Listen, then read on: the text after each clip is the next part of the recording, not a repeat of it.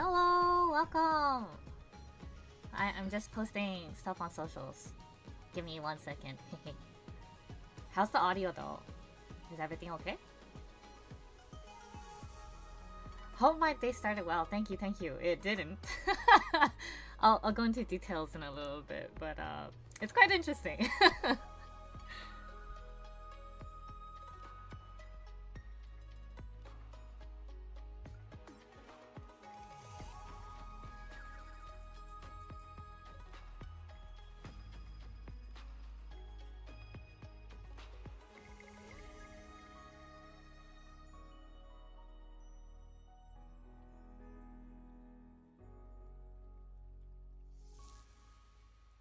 Audio good on Twitch? Okay, good. Alright. I'm gonna give it like a couple minutes for people to join, but I'll talk about my day so far. Oh man. Okay. Oh, good morning. Welcome to the stream. Okay, so technically I guess the lore about this started like a few days ago. So a few days ago, I came back home, and then as I was walking through like the rooms, I saw a big ass spider on the wall, and I screamed. Like it was like the size of at least a quarter. I want to say it's about the size of a loony, but it was so fast. I literally just saw it, I screamed, and then I went to grab like a bucket to catch it, because I usually catch and release spiders, even though I'm terrified of them. I still think that they're good for the environment. So then I tried to catch and release them, and then I screamed when I saw the spider, and then it just like when I came back with a bucket, it was gone. Okay, and it was a really really big spider. Okay, and it was dark, so I could clearly see against the wall, and I looked everywhere. It just disappeared. I didn't know where it went. So then fast forward to yesterday. I was working on commissions until like 5 a.m. Actually, no, I was working on commissions until like 4:30ish. And then when I was done, I was like, okay, it's time to go to bed. I have to wake up earlier for the stream. I say early, but it's in the afternoon. But I had to wake up earlier for the stream and to do some prep and stuff. And then I was like, it's about time. I'm already really really tired. So then I go to bed. I lie down. And then I see like a shadow creep along my bed. And I was like, oh shit, it's the exact same spider. It's the same spider that I couldn't catch. So then I screamed. So then obviously I screamed. I turned on the lights, and then I basically had to take apart everything on my bed. I couldn't find it again. So then I was too scared to sleep in my room, so then I went to like another room and I slept on the floor. And then this morning when I woke up, I looked for it again, and I changed all my bed sheets and everything, and I still couldn't find it. So yes, that was how my morning went. I don't know if that's well or not, but that's the lore. So I'm actually really really tired today. I might mess up a little bit. The stream might be scuffed. Floor game? What do you mean floor game? But yeah, the floor's not that bad. It was okay. It was manageable. So yeah, I'll need your guys' help today. I might be really really tired, and I might forget bits and pieces of things. It's not as prepared as I want to, but you know, I do have to practice just doing things on the fly.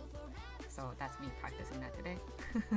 I'll do my best, but if you have any questions about any aspect of the stream, feel free to ask, because I know that there are some people who are here for the mystery, and I want to answer any and all questions about the mystery.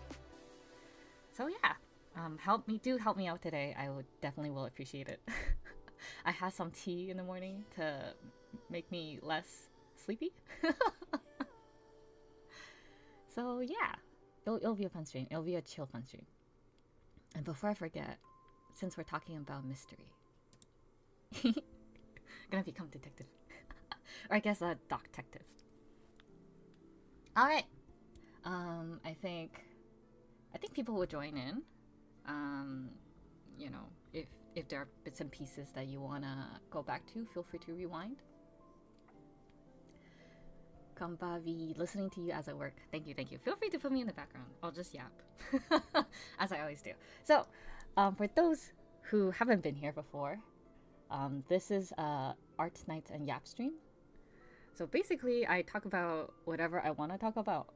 And for today, I am going to be talking about the mystery that I did for, that I ran for the game Arknights.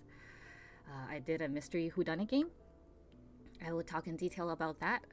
I will first talk about the whodunit, the howdunit, and then the whydunit. And then after the mystery, because I feel like most people will probably show up for the mystery, so I want to get that out of the way. I'll talk about Otakuthon, I'll talk about Fan Expo, and then what's next. And if I have time, which I don't think I will today, because I have like three things to go through and 2 conventions. So if I do have time today, I'll probably do a little bit of commission art. If not, that's okay. If not, I'm gonna take a nap after this. I definitely do need it. Okay. So I'm gonna get started now. I guess I'll start off with a little bit of context for people who weren't there. So I do conventions.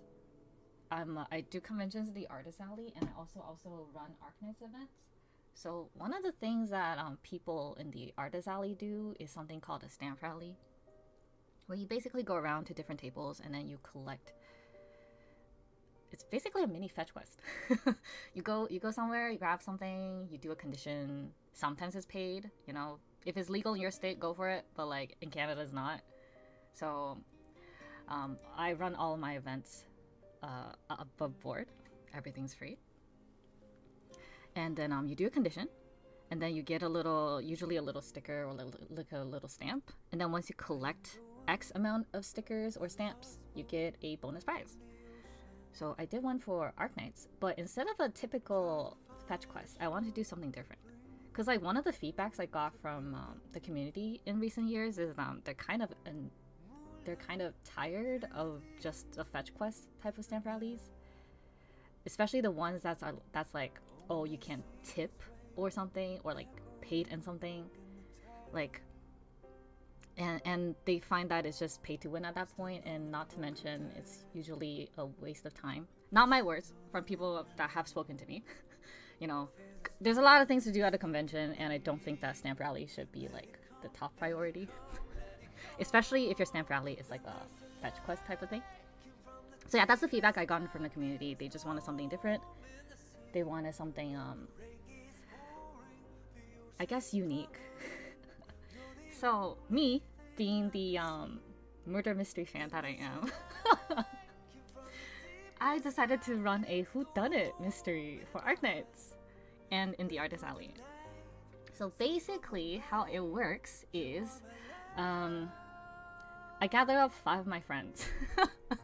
5 of my artist friends. Let me pull out the credit list actually. So the title is Who Meddled with the Kettle? Someone stole a kettle, a hot water kettle of diamonds. Is right here. This is the item that I stole. I'm gonna put it to the side. And then it's your goal to find out who meddled with the kettle. Let me pull up the credit list, and I'll turn this off. So literally everyone chipped in. I was the mastermind, so to speak. I was the organizer. I literally did everything that people didn't want to do. As I should, you know? Otherwise, I shouldn't be an organizer.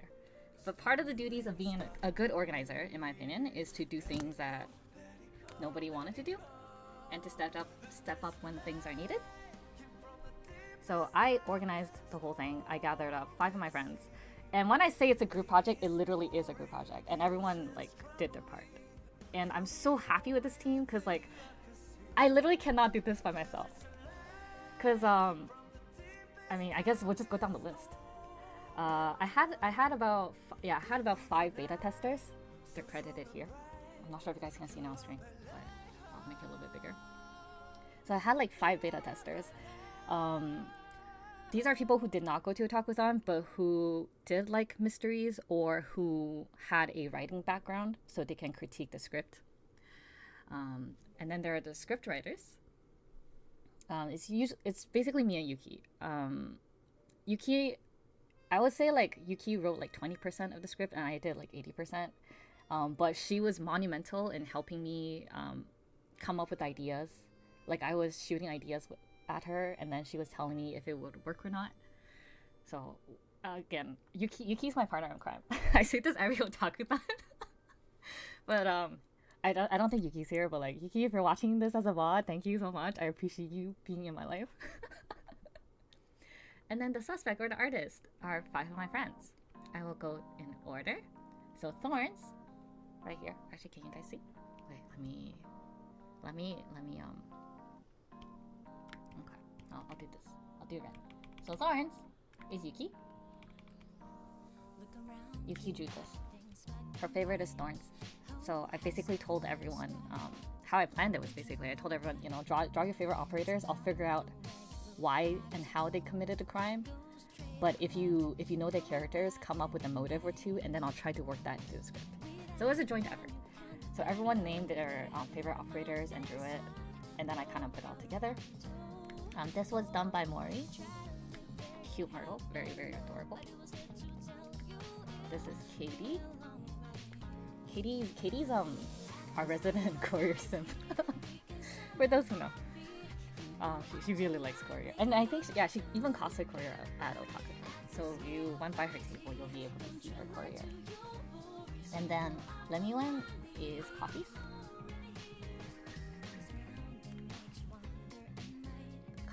Coffee's a huge Lemuel simp. When Lemuel became playable, she was so happy. It was really cute to see. And then of course, me being the Laterano enjoyer, my boy executor. The reason, the guy who made me pull out my wallet in year 1, executor was me. And then I'm gonna put in brackets in case those who don't know who I am. I am V. So yeah, I pulled out 5 friends of mine, and then I kind of decided, hey, you know, draw your favorite operators. I'll figure out how it works. But what I really, really appreciate about my friends is that they're all willing to contribute, because that's why I only ever run events with people I like.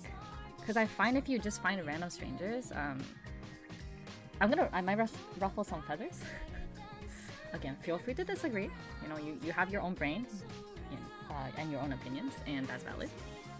But I find if I run stamp rallies with strangers, a lot of times they like random people just sign up as a way to get free foot traffic. Not necessarily saying it's wrong, you know, that is one of the goals for most stamp rallies, but the vibe isn't great. The vibe isn't great because, like, in the end, because I give a lot of shit about the events I do. So the vibe at the end, it kind of just feels like it's a group project, except I'm the one doing all the work. So that's why I only ever run it with friends now. Okay, I made mistakes in the past, but now I only ever run it with friends. And it's been great ever since. And it's been great because everyone can chip in. So for example, Mori, so the person who drew Myrtle, she handled the merch logistics. So then she reached out to her, like, because all of these, if you notice, is that there's a border. The borders are all gold foil. I wonder if I have a photo, but I don't have a photo. But if you check in the Arknights Canada server, I posted some like real photos of that, and it's gold foil, and it's actually quite high quality. A lot of people that got these, so this is the prize pack, all 5. You get these 5 at the end. It's 5 postcards. A lot of people who had these were like, oh, these are so high quality. It's precisely that I run with friends that I can make it this high quality. So yeah, Mori reached out to her gold foil manufacturer, so we got these made. So she handled the merch logistics. The awesome graphic designs that you saw on the stamp cards, which I'll show in a little bit, are the handiwork of Coffee. It's actually so funny. I can't graphic design for the love of my life, okay? I really can't. being able to draw and being able to graphic design is completely like two separate things. She is so good at graphic design, and I say this to her every single year. Every single year, I'm begging her. I'm like, please, Coffee, I need you. I need you. I need you to handle graphic design again, because she's amazing. She's great, and you'll see it in a little bit. But like, I really like the way she did it. I gave her like some ideas that I had, and then she made it work. It was fantastic.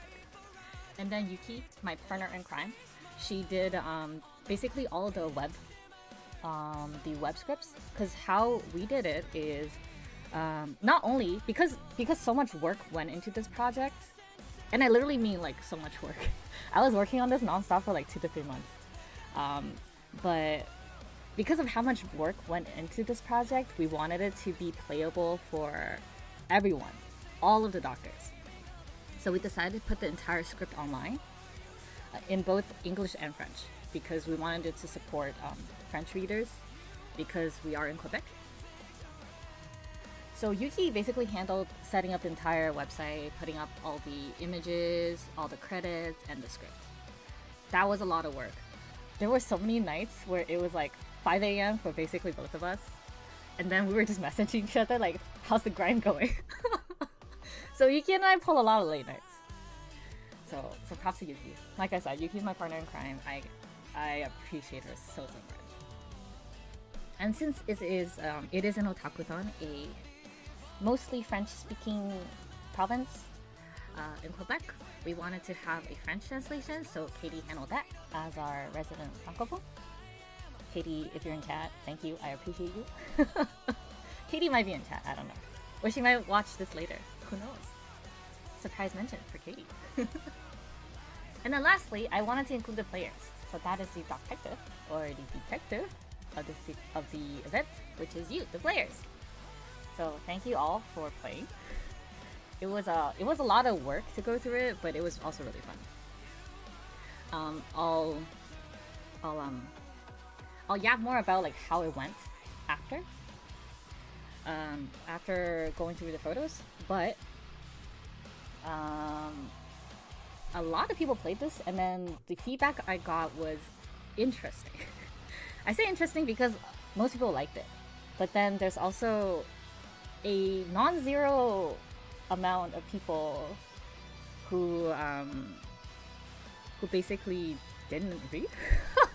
I don't want to say didn't read, but like I get it though. It's a busy con, so like if it's something, if I were to do something differently, I would probably make it a little bit easier next time.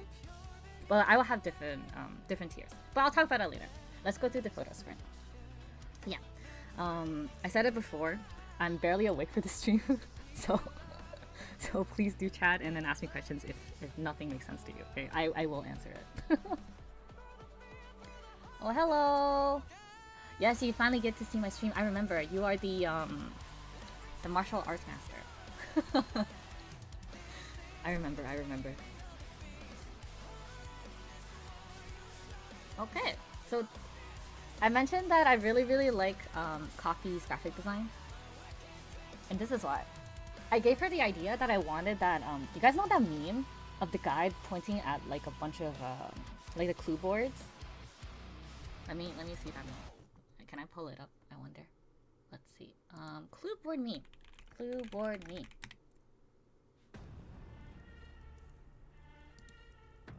Oh yeah, this. Wait, let me pull it in. So basically, I told this is what I sent Coffee. I was like this. I wanted this vibe for the back of the card, and then we can have like when they go to each table, each of the stamp, they can like stick it here. And that's exactly what she did. She designed it so well. The stamp rally cards were so good. By far the best design I've seen so far. Right? Coffee does such a good job. And I also got a. I'll show you. I'll put this to the side. I guess I could turn this off.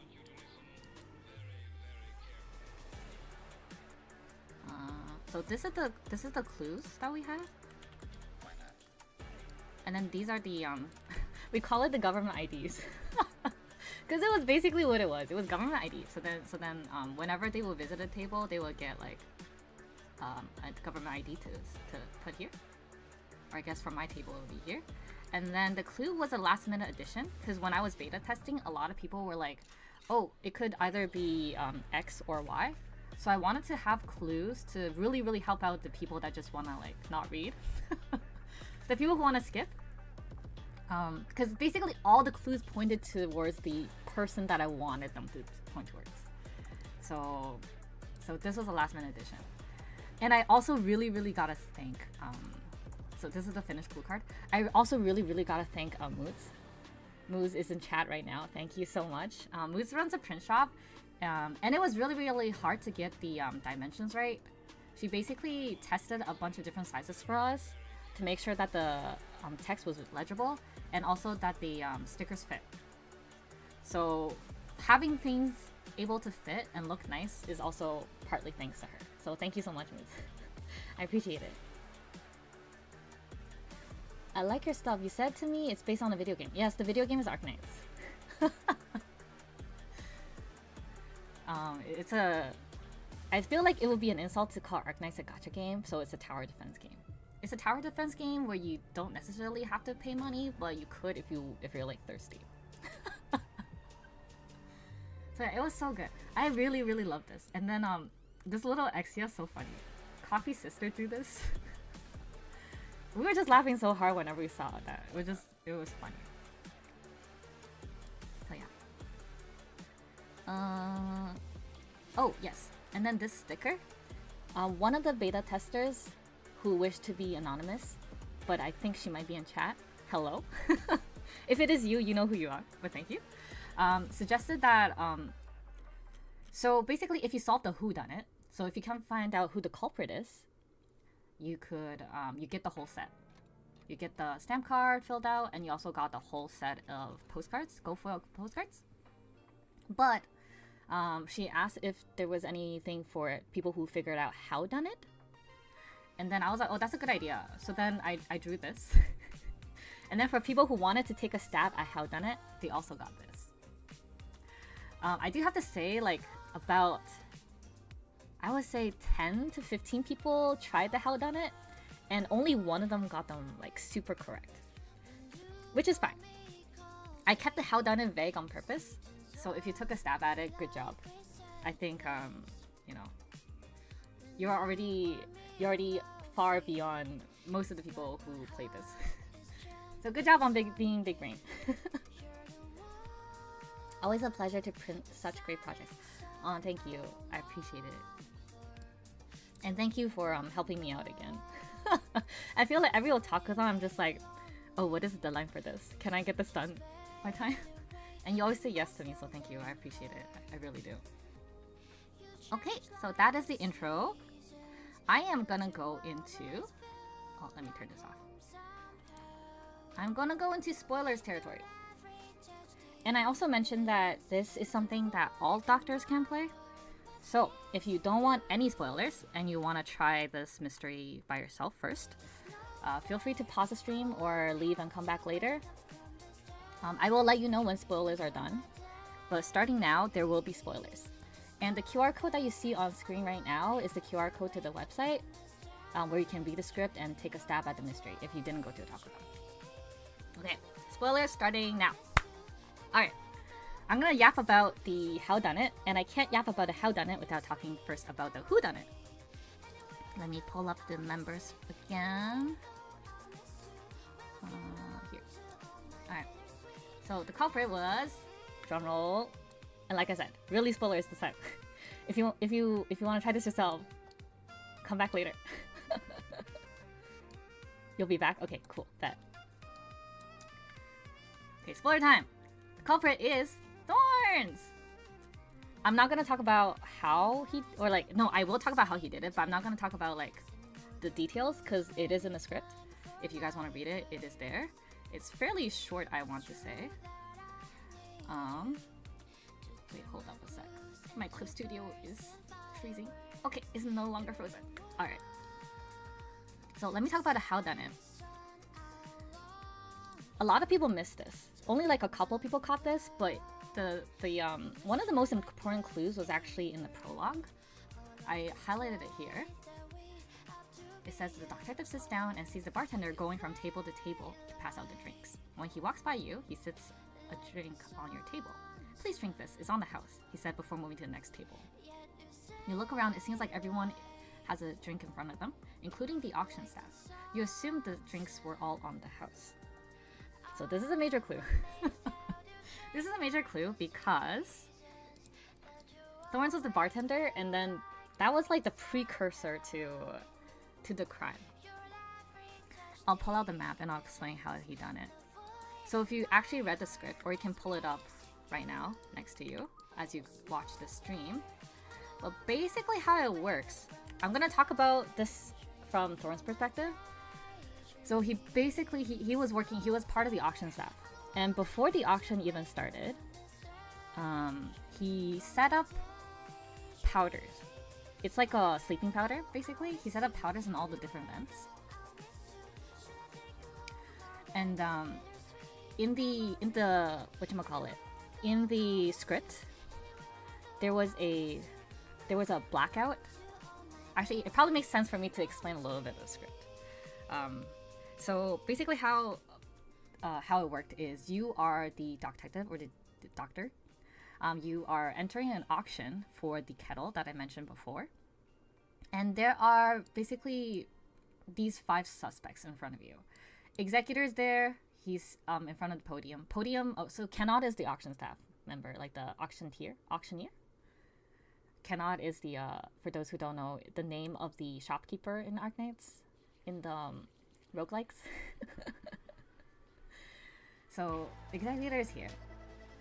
He wants to be part of the auction. Lemuel and Exia as well.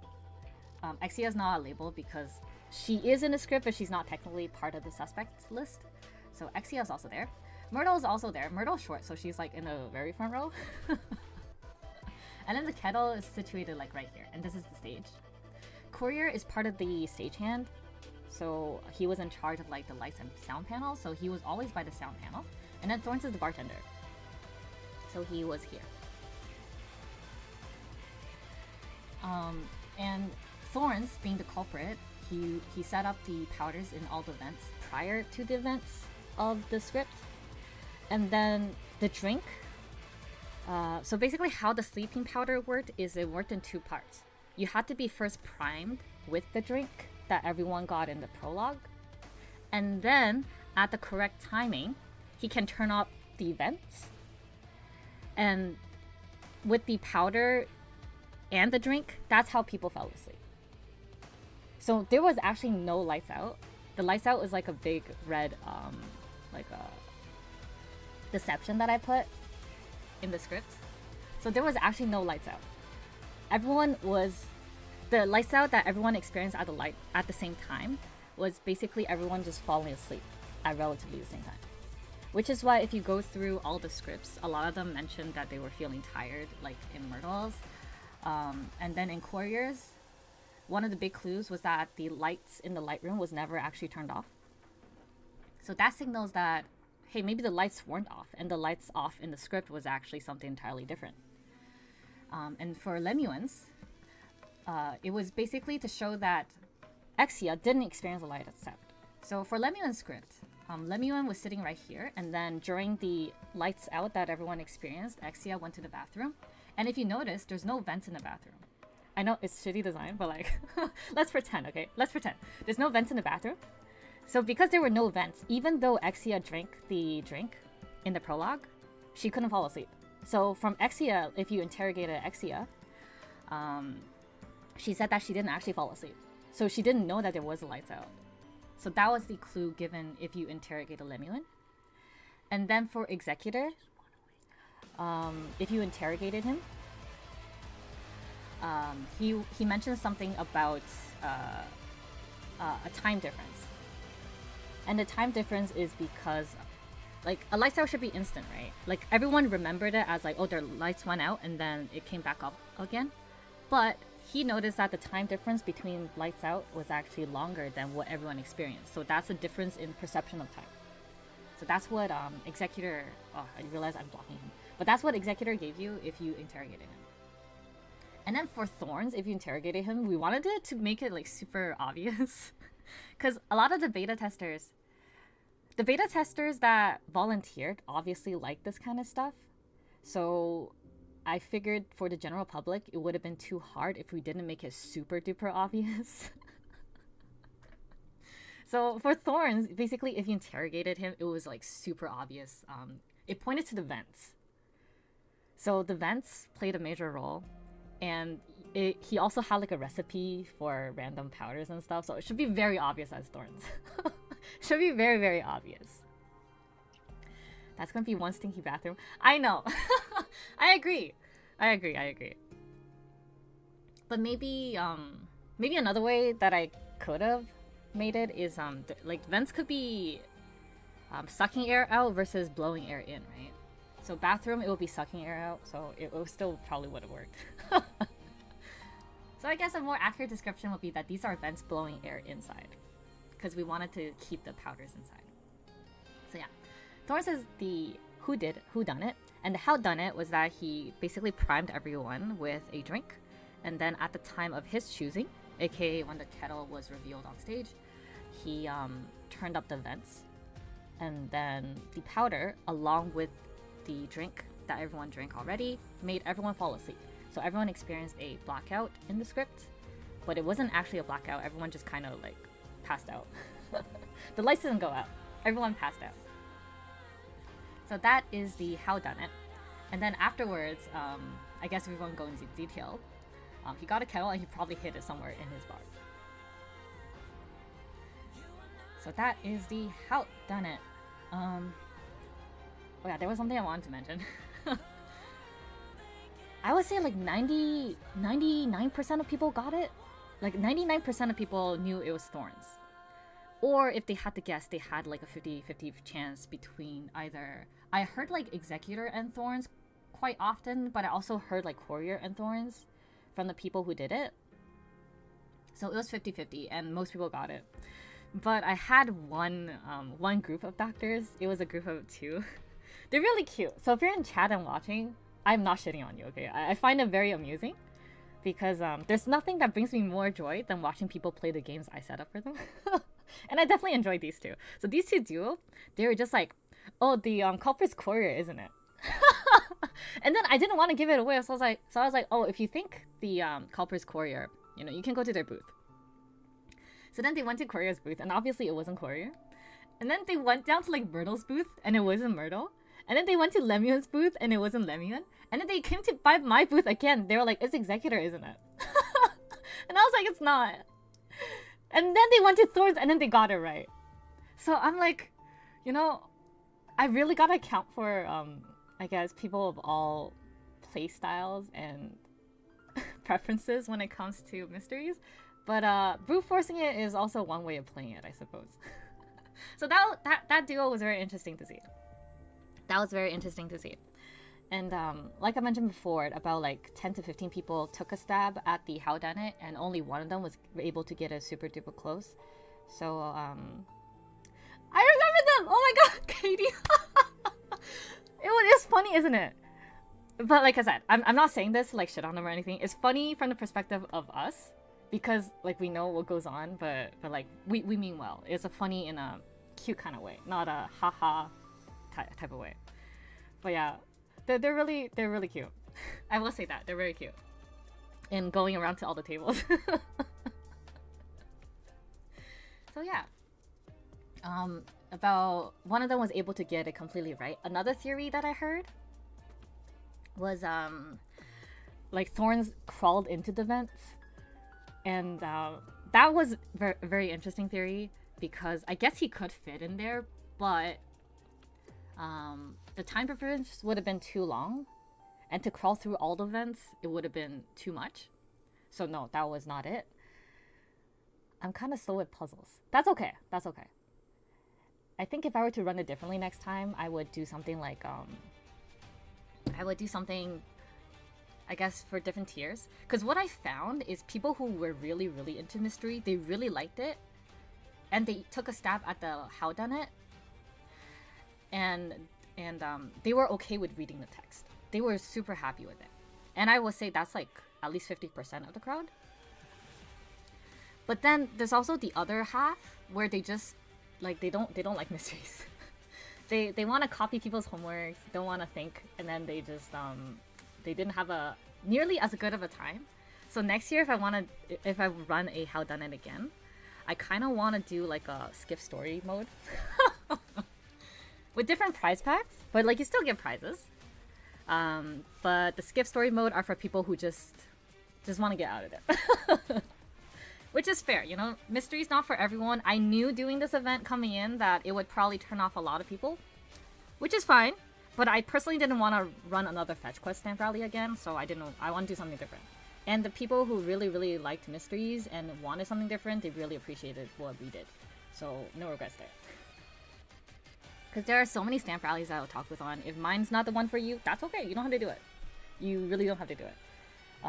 You know, respect your time, and if you like it, do it. If you don't like to do it, don't do it.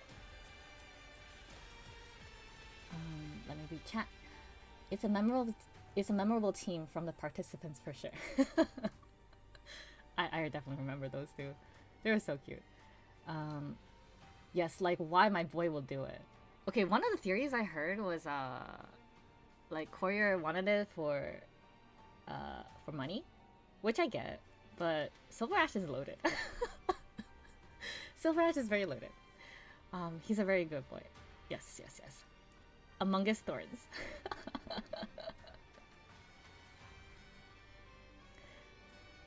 Would you like the whole story, or would you like the core paragraph you get from pressing skip? Yeah, something like that. But it's even more than that. Like, for the skip option, they'll just get a set of different instructions. Like, it's completely different. That's what I want to do. Because, like, I get it. Mine does involve reading. And because, like I said, I'm really into mystery. And I read a lot of mystery visual novels and things like that. So for me, it wasn't that hard. And the reading wasn't that bad. Like, the text was manageable. But I think for a lot of people who aren't super duper into it, I think any more than, like, one paragraph was too much. And I don't mean this to shit on anyone. This is just from my observations. And so please don't get offended. This is not me shitting on anyone. It really isn't, okay? We are good at different things. But that's just the vibe I got. So next year, if I run it again, I'm just gonna have like a really simple version. Like, they can have a fetch quest if they want to. But for the people who really want a Whodunnit and a mystery, I'm gonna make the mystery even harder. So for the people who are really into it, they can get more enjoyment out of it. Because one of the feedbacks I got from the multiple beta testers I had was they really liked it. Some found it really easy, and some found it really hard. Or not hard, but like they found it really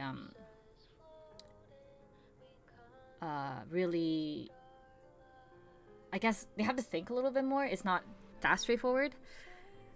And that's usually for the first iteration. So ever since I got the comment from like a murder mystery enjoyer that they really liked it, but it was a little confusing, I basically, for the lack of a better word, dumped it down a little. So I dumped it down like 3 or 4 times. And the script that you guys saw at the end was the final script after like 4 iterations of let's make it more obvious. So, and there were still people at the convention who struggled with that, which I don't blame them, because like inside the hall, oxygen levels are low, everything is, you know, flashy, it's very overstimulating, so I don't blame them. But I do find that if I wanted to serve the people who just want to grab stuff, which is fair, you know, there's quite a few of those in the Arknights community, and that's okay, then I'll just give them like the skip option. I think that would be nicer next year for a, I guess, accessibility standpoint, and also just a user quality of life update point of view. It's nice to have interactive quests. That's what I think too. Because, like, I would love to play this. I want someone to make events or stamp rallies as interesting as mine. Because I think this might be like the first whodunit I've ever seen in like North America at least. So I was really happy to organize the first one. Yours truly, you know, and my team. So I was really happy to like see an event like mine because I wanted to do this. Like I wanted to write a murder mystery for so long, or like just a mystery. We decided to not do a murder mystery because like ultimately it is Yostar and Hypergriff's baby, and I feel like a murder might have been like too not sponsor friendly. Like they might have a problem with it because the vibe I got from Yostar and Hypergriff is that I can run my events however I like, as long as the characters and the portrayal of the characters don't hurt their brand image. So I was like, a murder mystery might be too much, because if I had to like assassinate a character, for example Teresa or something. Sorry Kurotoki, but like if I had to like assassinate Teresa or something, that wouldn't be as nice. So then I kept everything to just a whodunit. So no murders were involved. No, not Teresa. Yeah, exactly, right? Or I'm gonna have some fans like Kurotoki here who wouldn't like that. So I kept everyone alive, and no murders were done this time.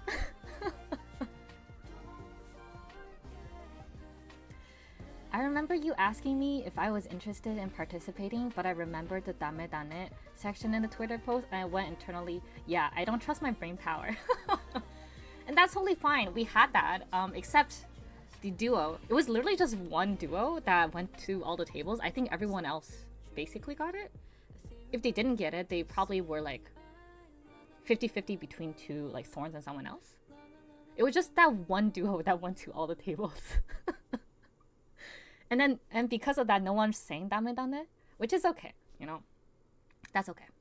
We can say that for like a karaoke stream or something. But we wanted to have like at least a fail-safe for the people who really, really, really, really don't like mysteries and who just who are really struggling. But no one took that option. They rather go through all the tables. So yeah, that is the Whodunnit. Let me show more photos. I have more photos.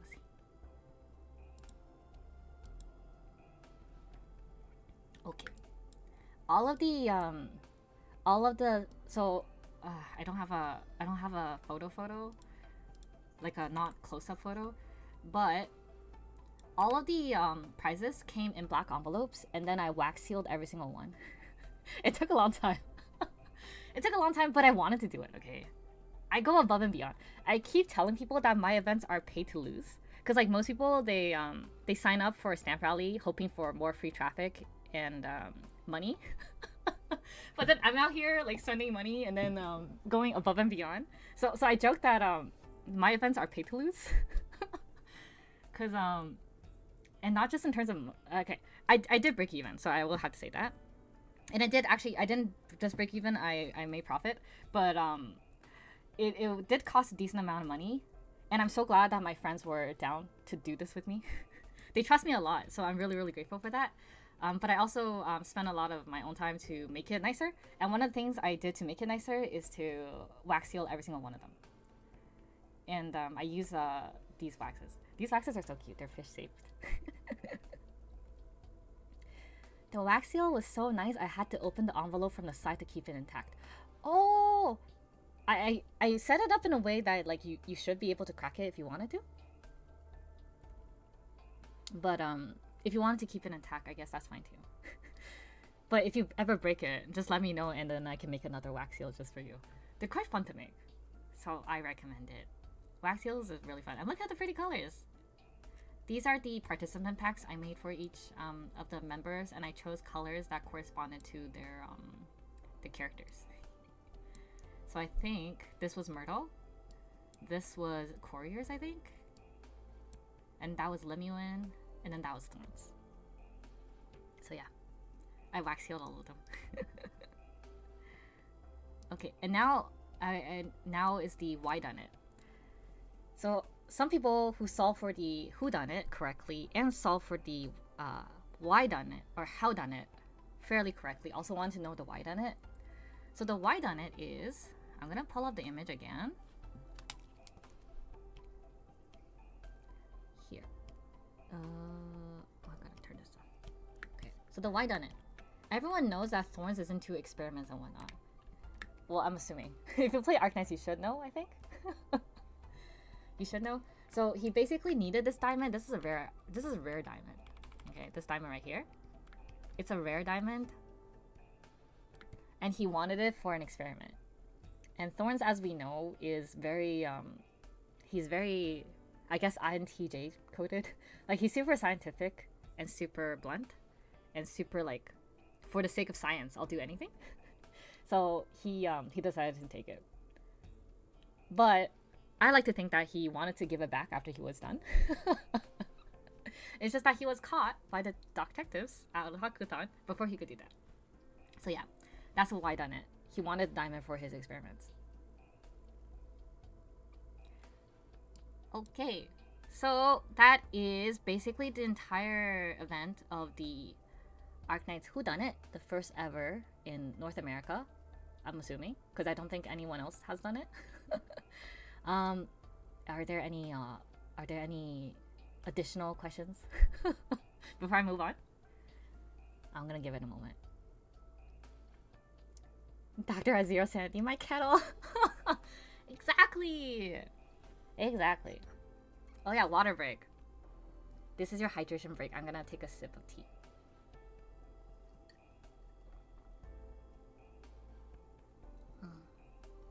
My tea's pretty good. I tried new tea leaves today. It was kind of strong, but I'll deal with that later. Okay. Seems like there are no questions. But if there are more questions, feel free to message me afterwards. I'm open to hearing about them. Because one of the best things about running an event like this is hearing from the community.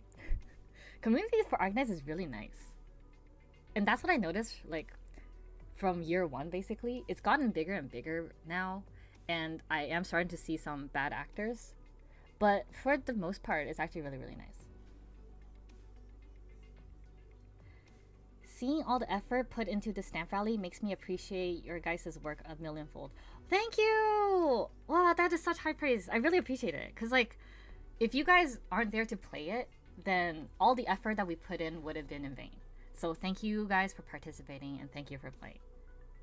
Because, like I said, we were basically in pay to lose. I'm just doing it because I wanted to, and I'm just so glad that I have 4 other friends who are willing to be as pay to lose as me. So thank you for playing our stamp rally, and I will definitely pass on your comments to my fellow artists. So thank you. Some of them are in chat already. I think Katie might still be here. So thank you. I appreciate it. Thank you guys so much for playing. I really liked it. The community is so nice. How many people messed up at the Myrtle table? The ones I know of? Probably like 3? That was a duo, so that's like 2 of them already. And then there was another one who said that they think Myrtle was the culprit. So I was like, you can go and find out. You can go and find out. But I don't know, because I didn't see them afterwards, so I'm assuming they were like split between Thorns and Myrtle. In 0 sanity, we unite. Also probably too sad because of the story. I actually haven't caught up in the story yet. I probably should though. I keep seeing a monster memes. I have a feeling, like I have a gist of what happened. Oh, Katie commented. Yeah, thank you for playing. Really love doing this project. Yes. And like I said, I cannot stress how much I appreciate my fellow friends and artists for doing this with me. Everyone was so on board. Everyone like was able to chip in. And like I said, one of the things that turned me off from doing like projects with randoms is that at the end it just felt like doing a group project where I was doing all the work. But for this project, literally everyone chipped in the way that they could. So I really appreciated it. So thank you guys. Oh, like the task at Myrtle's table. I think for Myrtle is to say her lines, right? I remember Mori telling me, I don't want to say fake fans, but they play on different languages. So, and we only had it in English. So, like, for example, some people were playing on the Korean language setting, and then some of them are playing on the CN side. So then they didn't really know, so they basically guessed. But it wasn't like terrible. It was fairly doable. I seriously thought Thorns just took it because he really likes his tea. That's also possible. Yeah, that's another theory I heard. Because like when I had people guess for the Whodunnit, because some people were really they were really involved, which I really liked. Those conversations were the best. But they were like, oh, he got it because he wanted to make instant noodles at 4 a.m. too. And I was like, you're not wrong. He could do that, you know, he could. And then another one was like, because he's a bartender, he cares a lot about his tools that he uses. So he wanted basically a kettle because his job wouldn't let him buy a good kettle. So I was like, oh, that's a really interesting theory. So it was really, really interesting. That's one of the best parts of running a project like this, is that I get to hear everyone's opinions and thoughts about this. So yeah, thank you guys so much for playing. I really cannot express how much gratitude I have for everyone who participated, for all the artists, for everyone, basically, for all the beta readers, beta testers. You know, you guys all gave me really good ideas for what to do for next year. So thank you. And speaking of next year, I think what I'll do differently, like I mentioned, is to have like a skip option for the people that really just want to get on with their day, which is valid. You know, convention, Otakudan especially, has a lot to do. I don't want to like take up all your time. Which is also why I limited it to 5 tables. Because some stamp rallies, they have like 8 or like 10, sometimes even 20 people. And I'm like, if you're spending 5 minutes at every table, that's a lot. So I'm also thinking about this event in the perspective of the end user, which is the players. And I wanted to make a good experience for everyone. So that's why I limited to a very, very small size. Because I want to respect everyone's time. You know, everyone plays Arknights. A lot of people who play Arknights play it because Arknights respects their time, so I want to keep that going. So next year, to make it easier on people who had to go to certain events, I'll just have like a skip only option. I think I saw one booth at Otak being a 4 stamps rally. Yeah, that's doable. I've done one with 3 people as well. It all depends on the theme, and there's no set number. I've also seen as low as 2. I think the Uma Musume one this year was 2. And that's totally okay. But I think for like a murder mystery, having like 5 suspects is good. But next year, another thing that I might do differently is have my table be like the explanation table, because like it's my event. So I have to be able to explain what that event is, because a lot of people didn't know about it, so now I had to explain. And then instead of like Thorns, or sorry, instead of the Executor being like a culprit, I might just have him be like the game master or like the info booth. And if they're ever confused, they can come by again. And then just have 4 suspects, because I think narrowing it down to 4 suspects is going to be a lot simpler for the people that just want to skip story. And next year, I want to do 2 tiers. I want to make the mystery harder, because another feedback I got this year from the really, really hardcore fans of mystery is that they found it too simple and too easy, which I agree. I'm in the same boat. But I had to basically, I have to make it accessible to majority of people, so I had to make it easy. So next year, if there are 2 tiers, then I can go all in on the mystery, and I can make it harder. And then, yeah, so that's what I would do differently. And I think another thing I could also do differently is, it wasn't too much of a problem, but like a little bit of crowd control. Because at my booth, on my booth, I basically had a logic puzzle. I thought it was pretty straightforward. I really did. But then as people were playing, I realized that a lot of people didn't play this type of puzzles before, so they were really confused about what to do.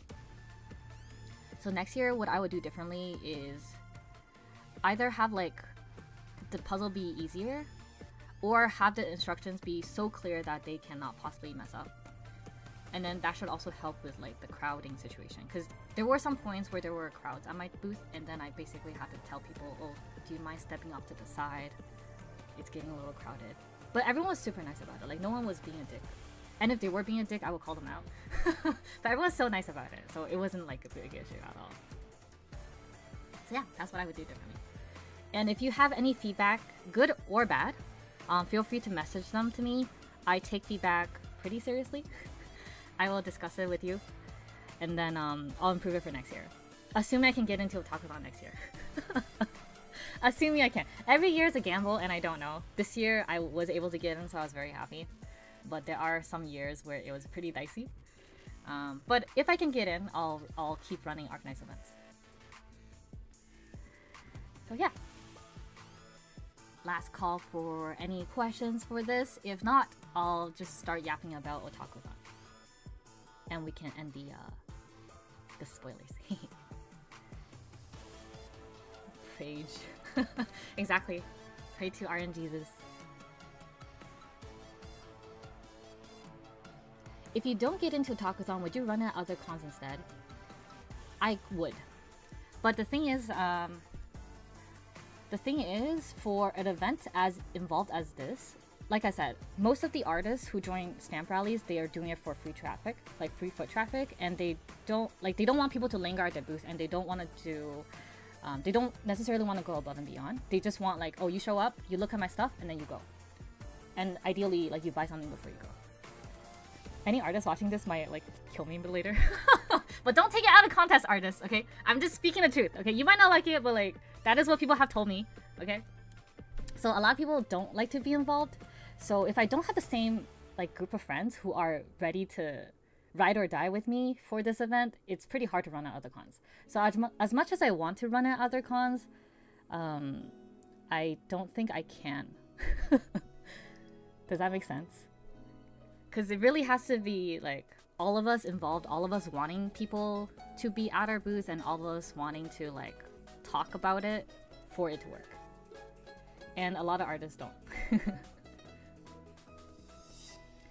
If in the scenario that you would be able to Otakuthon 2026, would it still be possible to order some stuff directly from you? Like some stuff from this event? Or do you mean like merch? Like my own merch? Because for this event, everything's free. Low-key worried I run out of notepads from you. Ah! Okay. I'm gonna say something that is not publicly known, but it is a thing. So basically, if there's anything that you see from my catalog, even things that I have retired that I personally don't like anymore, if you want it, I'll still find a way to get it to you. Because for me, I want to make my art as accessible as possible, but also, my art is really shit. Feel free to disagree, but like, I personally think my art is really shit, and every couple years, not even couple years, sometimes a few months, once I sell out of something, I basically don't sell it again. Because I can't stand to look at it. So if there's something that you like that I have done in the past that I no longer stock, let me know, and then I'll find a way to get it to you. But I probably won't sell it for the masses, if that makes sense. This is certainly a labor of love, and thank you to all of you for putting in so much work. Thank you!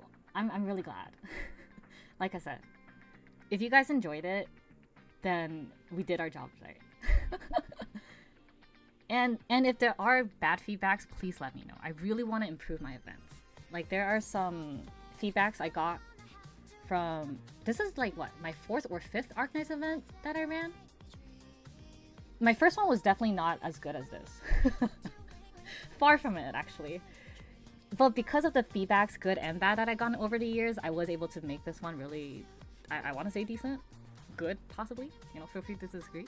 But yeah, let me know your thoughts. I really appreciate it, good and bad. Especially the bad.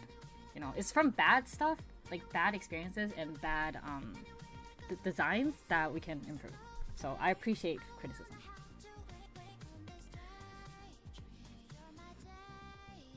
Because I accidentally bought most of your display notepads, so only have one of few designs. Oh, yes. So that's another example. For notepads, I basically made like one batch of each, and you happen to buy basically the end of the batch, which is fine. It's not an accident. I let you buy it, so it's okay. It was meant to be out of stock, but if there's like a design that you want in the future, I can make it just for you. It's just that notepads take up a decent amount of space, and I wanted to create more space for other things. So I kind of just cycle out merch as it goes. Like I do one batch and then that's done. But if you really, really like it and you want it for the future, let me know and then I'll get it to you somehow. No worries. We can do comp pickups or I can ship it to you, whichever way works. Thank you for the dedication. Oh, no worries. My sis even asked me, why did some of them say handmade recycled materials? Because it is handmade. Okay, I'm gonna yap about my memo pads now, but so the memo pads for overseas maker, usually like a Chinese factory or something, is like 50, but like 50 is a lot. 50 is a lot, and also 50 is a lot. It also takes up a lot of space, and I don't do that many cons because I don't do cons for like a full-time thing. I do cons for the vibes. I really do cons for the vibes, which is why I can afford to like make it a little bit more extravagant and not just like chase money. So because I do cons for the vibes, I don't do that many cons. I do as many cons as I can physically manage in a year, which is like 2 to 3, sometimes 5 or 6, but that's like too much most times. I keep saying that, but I literally did like 6 last year. But yeah, I do like as many as I can manage, so I don't do that many cons, and because I don't do that many cons, 50 memo pads is a lot, so I hand make all of it. And then I try to use recycled materials, like cardboard boxes that I've personally broken down, or like recycled paper, things like that. So it's a way to kind of upcycle, I guess. So yeah, if there's any memo pads that you want in the future that is sold out or something, just let me know and then I'll get it to you. Okay, any last minute questions? If not, I can start yapping about Otakudon. I will use them carefully. Thank you for the lore. You don't have to. You like I said, I'll get it to you somehow. So use it as much as you want to. No problem.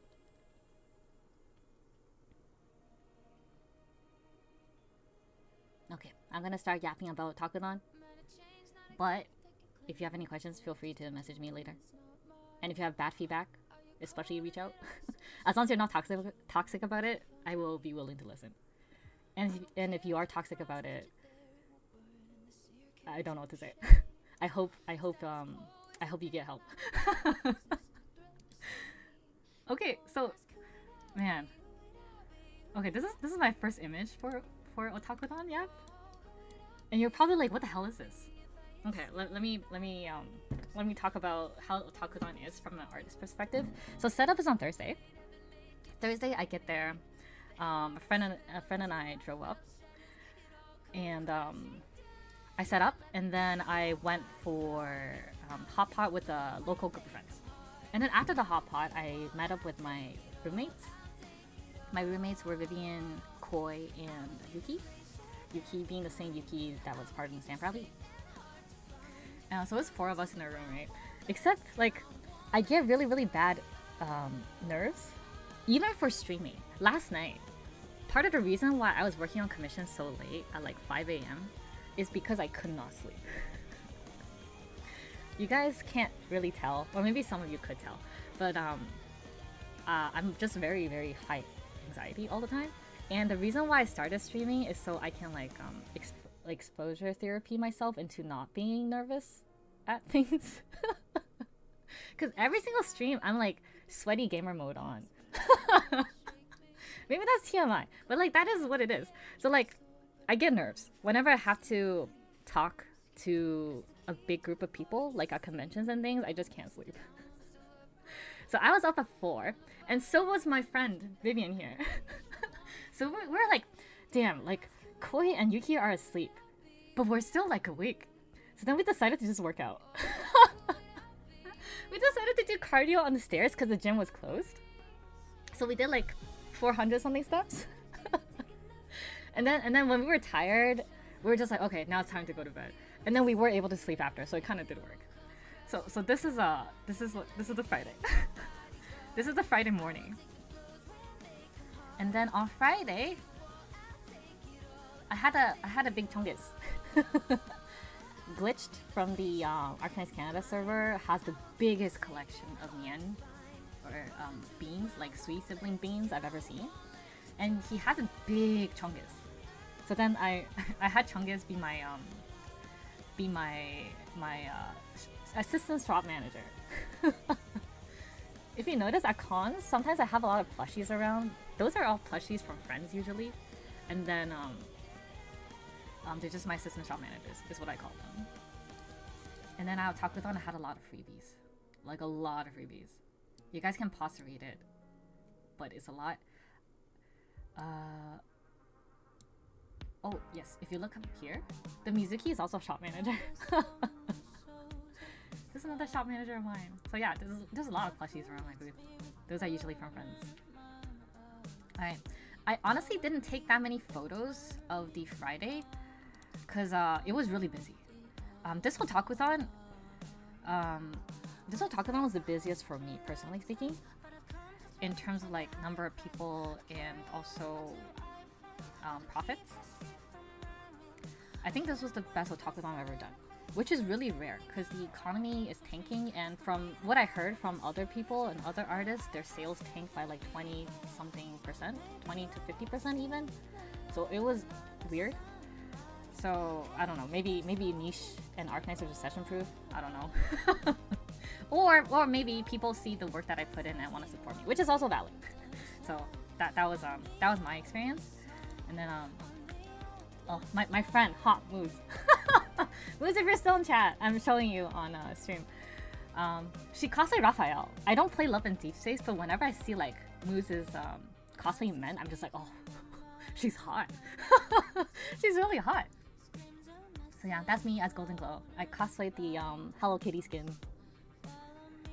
I had to wake up at like 6 to do cosplay. So con started at 10. I had to get up at 6. So I basically got 2 hours of sleep. Cause like at 4ish we went for the cardio on the stairs, and then at 5 or 4:30ish we went to bed. So I slept for about 2 hours. I really don't sleep. Oh, here's another picture of Big Chungus. So cute. If Glitch allows me to have Chungus as my shop assistant again, I would gladly have him. Gladly have him again. He's so cute. And then, oh, this is like I said, I didn't take that many photos because it was really busy for me. But this is a photo from a cosplay test. This is what the whole outfit looks like. Oh, Moods messaged. Hi guys, I'm Ralph. Thanks V for being at my MC for the weekend. Yes. Moose is my table partner for Fan EXO, which I will talk about after Otakuthon, which is also later in the stream. Oh yeah, okay. So one, for those who don't know, I was taking commissions. I have since closed it, so thank you to those who have commissioned me. But one of the commissions I did for Otakuthon was Hello Kitty Golden Glow. So this was my fan service. Carol, if you're watching, thank you. Thank you for being one of my biggest supporters. I appreciate you. So yeah, this was fan service for her. Oh yeah, these two girls, they were such a vibe. Let me show it. So recently, if you've been following me on Instagram, I fell into the rabbit hole known as Stray Kids. These two have such a vibe when it comes to their shirts. I was like, because I also had a really, or on Sunday, I'm not sure if you guys saw, but like on Sunday, I had a really, a very similar shirt to these. And I was like, oh my god, these two are such a vibe. They're so nice too. So yeah, for the stays in chat, these two girls are great. So yeah, that was that was the con. I really didn't take that many because I was really busy. But at night we had Ethiopian food with some of our artist friends. It was actually really good. The restaurant was called Nile Blue or something like that. It's in Montreal. It was really good. We got baited at first. We got the tasting menu. We got baited at first because like we got this and we thought the whole, because this was to share between 3 people. So we were like, oh, that's so little food for 3 people. But that was fine, right? And then they come out with this. Oh, it's half eaten now, but like imagine this was full and the plate was basically, I want to say like the size of a manhole cover. It was that big. And this was for 3 people. So we literally couldn't finish. We had like 5 people. And there was like another plate of this. A little bit smaller, but on the other side of the table. We saw this and we're like, oh, that's a lot of food. And we didn't actually end up finishing. These were the leftovers. It was really delicious though. Like, I would absolutely eat it again. So I highly recommend the restaurant. The restaurant's called Nile Blue, I think. If you search it up, it's there. But the Ethiopian food was great. The vibes were pretty great. And then they were, the service was good too. So yeah, I had Ethiopian food for the first time. It was really good. It's kind of like this doughy, they had a name for it, but I forgot the name. But this doughy bread thing, crepe thing, it was so good. It was like sour, but it wasn't as sour as like sourdough. And it was so spongy. Like, I still crave this. So if I could eat it again, I would eat it again. I think seeing all the nice looking shikishis at your otak booth is what made me commit on filling out the form after the con. Oh, thank you. I try hard for shikishis. I've been told many times that I'm undercharging, and I probably am. But that's okay. That's okay. I'll charge more when I can draw better. Oh yes, this is a photo from Moose. This is basically the only complete outfit at the con that someone took. So thank you, Moose, for letting me use this. Moose, if you're in chat, hello. This is Moose. He's cosplaying one of the guard operators. Well, not guard, sorry. The defender cosplayers. Defender operators. And then after the Ethiopian meal, we went to a fountain. We had such a good vibe. It was so good. One of the things I honestly look forward to every otakuthon is just hanging out with my friends, because Vivian and Yuki are both on the West Coast.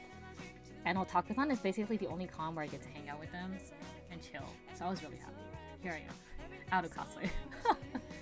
I'm so glad I made a decision to change out of cosplay. Because the restaurant that we went to is kind of like, it's not super high-end, but it's definitely not a place where you can just show up casually. So I was happy I changed. Otherwise, I would have stuck out really badly. So that was my Friday. Friday night, I slept pretty well, I think. Obviously, still a little bit nervous because I don't think the nerves ever go away, but I slept better than Thursday for sure. Oh, and this is my full booth on Saturday. There was actually one more rack here, but then it sold out on Friday, so then I took it away. My desk is really messy. Or sorry, my booth is really messy. Because I had a lot of like Sam Riley stuff going on. So yeah. And then Mizuki, which is Yuki right here.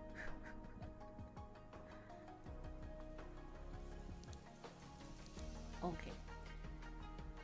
This is Hankoka. Hankoka is my favorite character. It's like the mascot of the Stray Kids members. But I included this image because being at a con and having a big ass bag to carry and put stuff is so useful. I carry this bag everywhere because like sometimes like when you're having cosplay, right? You have a coat and whatnot. It's just so useful to have a big ass bag. So my recommendation to everyone doing cons, just bring a big ass bag. This is one of those like, it's the same size as those IKEA grocery bags.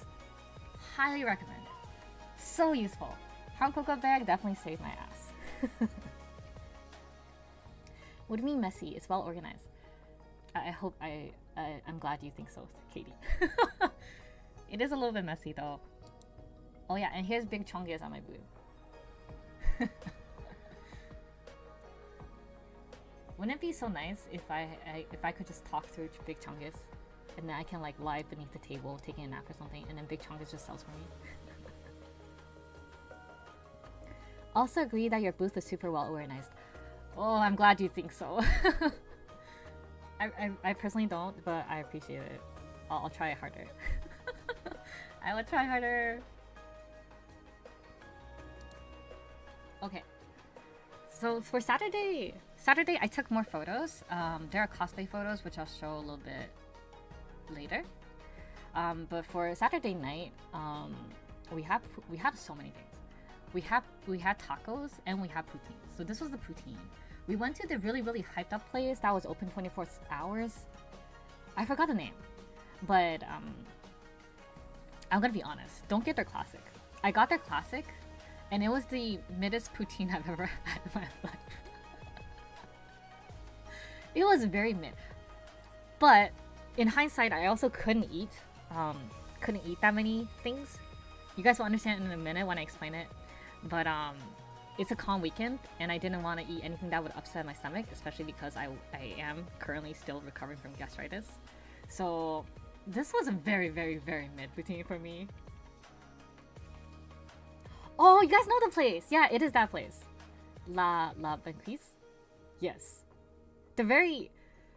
Okay, maybe their other stuff is good, but the one I had, which is their classic, it was so bland. La Banquise is overhyped. I know what I'm saying. I'm a Quebecer. Okay, good. So it's not just me. But yeah, I had the middest poutine I've ever had.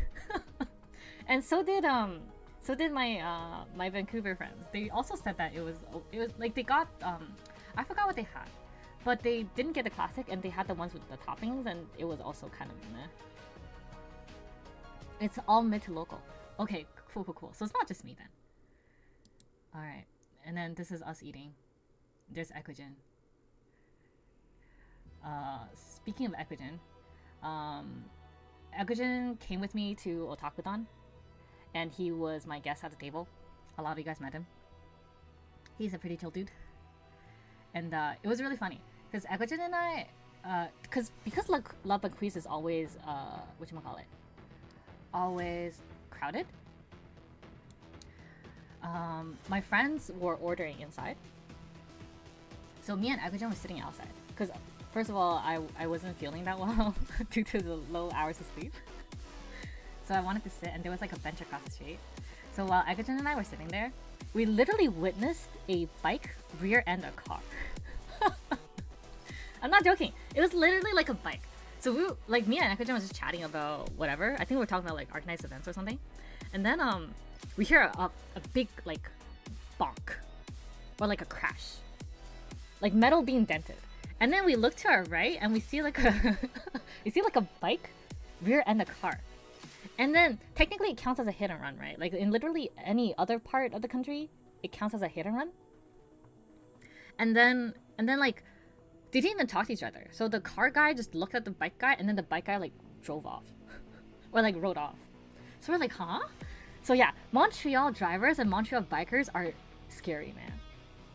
I saw so many bad drivers on that street too. Like there were people going in the opposite lane, like in the opposite direction because it was empty, just to bypass someone who was slow. And I was like, is this how people drove in Montreal? It's actually it's actually scary. They're super aggressive. Super duper aggressive. So yeah, that's what we witnessed. Oh, and we pet a cat. I have footage of me petting the cat, which I'll edit and post it later. But yeah, it was fun. And then we had tacos. Tacos is always good. This taco place is so good. I think it's called Tintin. It's pretty good. Oh, it's like top 10 poutine. You should try one in Montreal local. Yes, that's exactly why my Vancouver friends wanted to go. They knew that it was probably like a tourist trap and it's overhyped, like Katie mentioned. But they were like, oh, we want to try just to see what it's like. And yeah, it is overhyped and it's not that great. cyclists in Montreal are another breed in particular. BC users? Is BC like a bike app? The Montreal streets are also totally whack. Yeah, I noticed. Montreal drivers are really, really scary. I would not want to drive in Montreal or bike in Montreal. That's a pretty common Montreal thing, actually. Really. Because I know if the line is dotted, then that's when you can pass. Like a dotted yellow line. But then if it's like a solid line, like it was on like many streets, I still saw people going in the opposite direction and bypassing people. BC are rental bikes a bit here and there. Oh, okay, that makes sense. But yeah, the bikers and drivers are scary. So we had tacos. I had fish tacos. They were really good. I want to eat this taco again, man. And I had like I mentioned, I couldn't eat that many things because I'm recovering from gastritis. So they have pina colada on the menu for the taco place, but then I couldn't get it because it's alcoholic. When I told the waitress that I just wanted water, she looked at me like all weird because like everyone else got a drink and then there was me with water. And I'm like, it's not that I don't want to drink, it's just that I can't. I physically cannot. So, but to make up for my lack of pina colada, I had pina colada sorbet when we got back to our hotel. So I in the end, I still got it. But as you can see, I had a lot of food in one day, right? In one night. I had a lot of food. I had like what? Ice cream, I had tacos, I had poutine.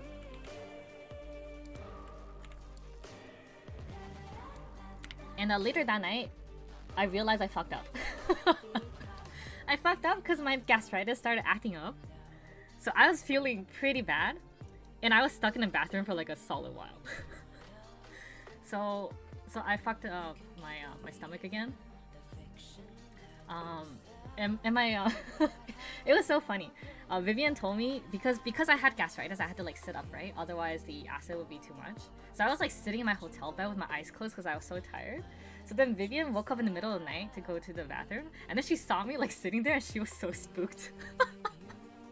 Because I was just sitting there with like a sheet mask on my face and my eyes closed. So I think to like most people that would be kind of alarming. But yeah, that was me. So yeah, I fucked up.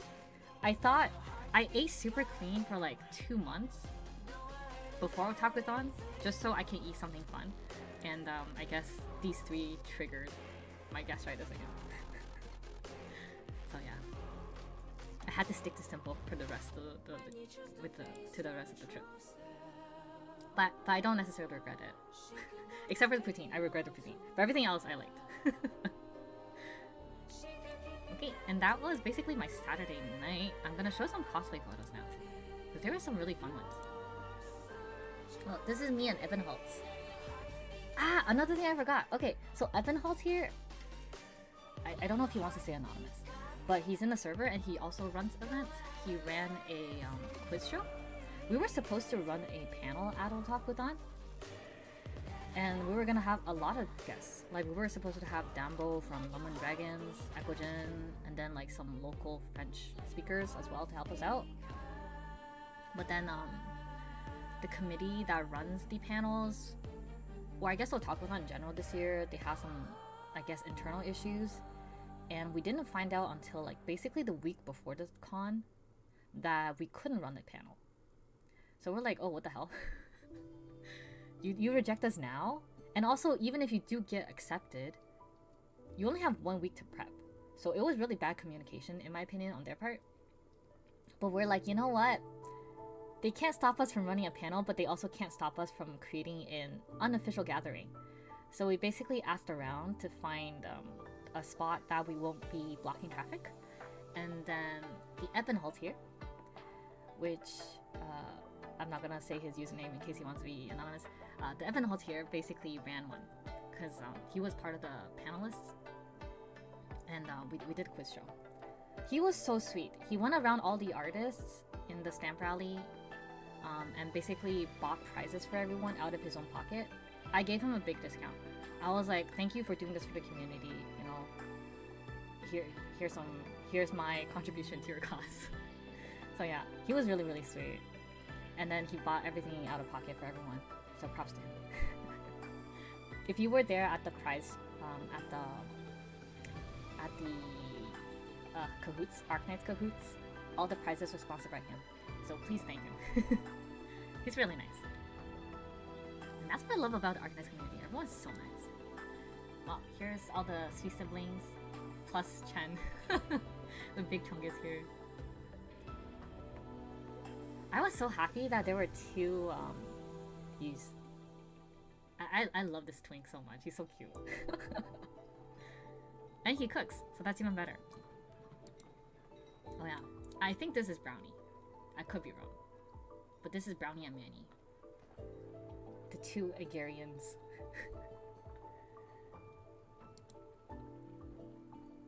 More photos. All of these photos are from the Chen cosplayer, by the way. I don't know if she wants to be known as anything else, so I just put Chen. So thank you, Chen cosplayer, for the photos.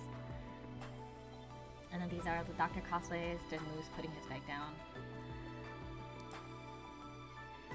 I was so happy to see Mr. Lee. Mr. Lee is so underrepresented, I feel.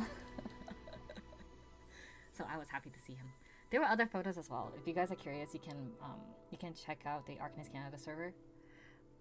I didn't take many because I honestly didn't have that much time to prep this stream, but there were a lot. So I only took a couple. And these are some photos from Senpai Jen, also in the server. Oh, there's me and Yuki and Senpai Jen. And there was a W too. W was really good. This was Saturday. I was GG on Friday, and then I was VTOSL on Saturday. There's Moose. Oh yeah, Moose gave out like these stickers to everyone, which I really appreciated. I put that sticker on my laptop already. This was funny. You had Crown Slayer Rivalry OP with LMD. I giggled when I saw this. It was so cute. But yeah, cons are great because you get to see funny things like this. The Arknights turnout was lower than last year's, but that's understandable because I think there were like some other, I guess, more popular IPs going on. I think Honkai Star Rail is also on that day. And then over there, I'm not sure if you can see, but that's Olympus Company. The Olympus Company. They also had a meetup. That anchor is very persuasive. Yeah, exactly. Okay. And then that was basically my Saturday. For Sunday, there's not that many photos because honestly, I was so busy the whole weekend. I totally didn't take photos. I really didn't. This is my friend. She was a face out on Saturday, so this is what we took on Saturday. And then this is a Spectre. She's a really pretty Spectre on Sunday. She's part of the idol group Love Live Sunrise. So she's an amazing cosplayer.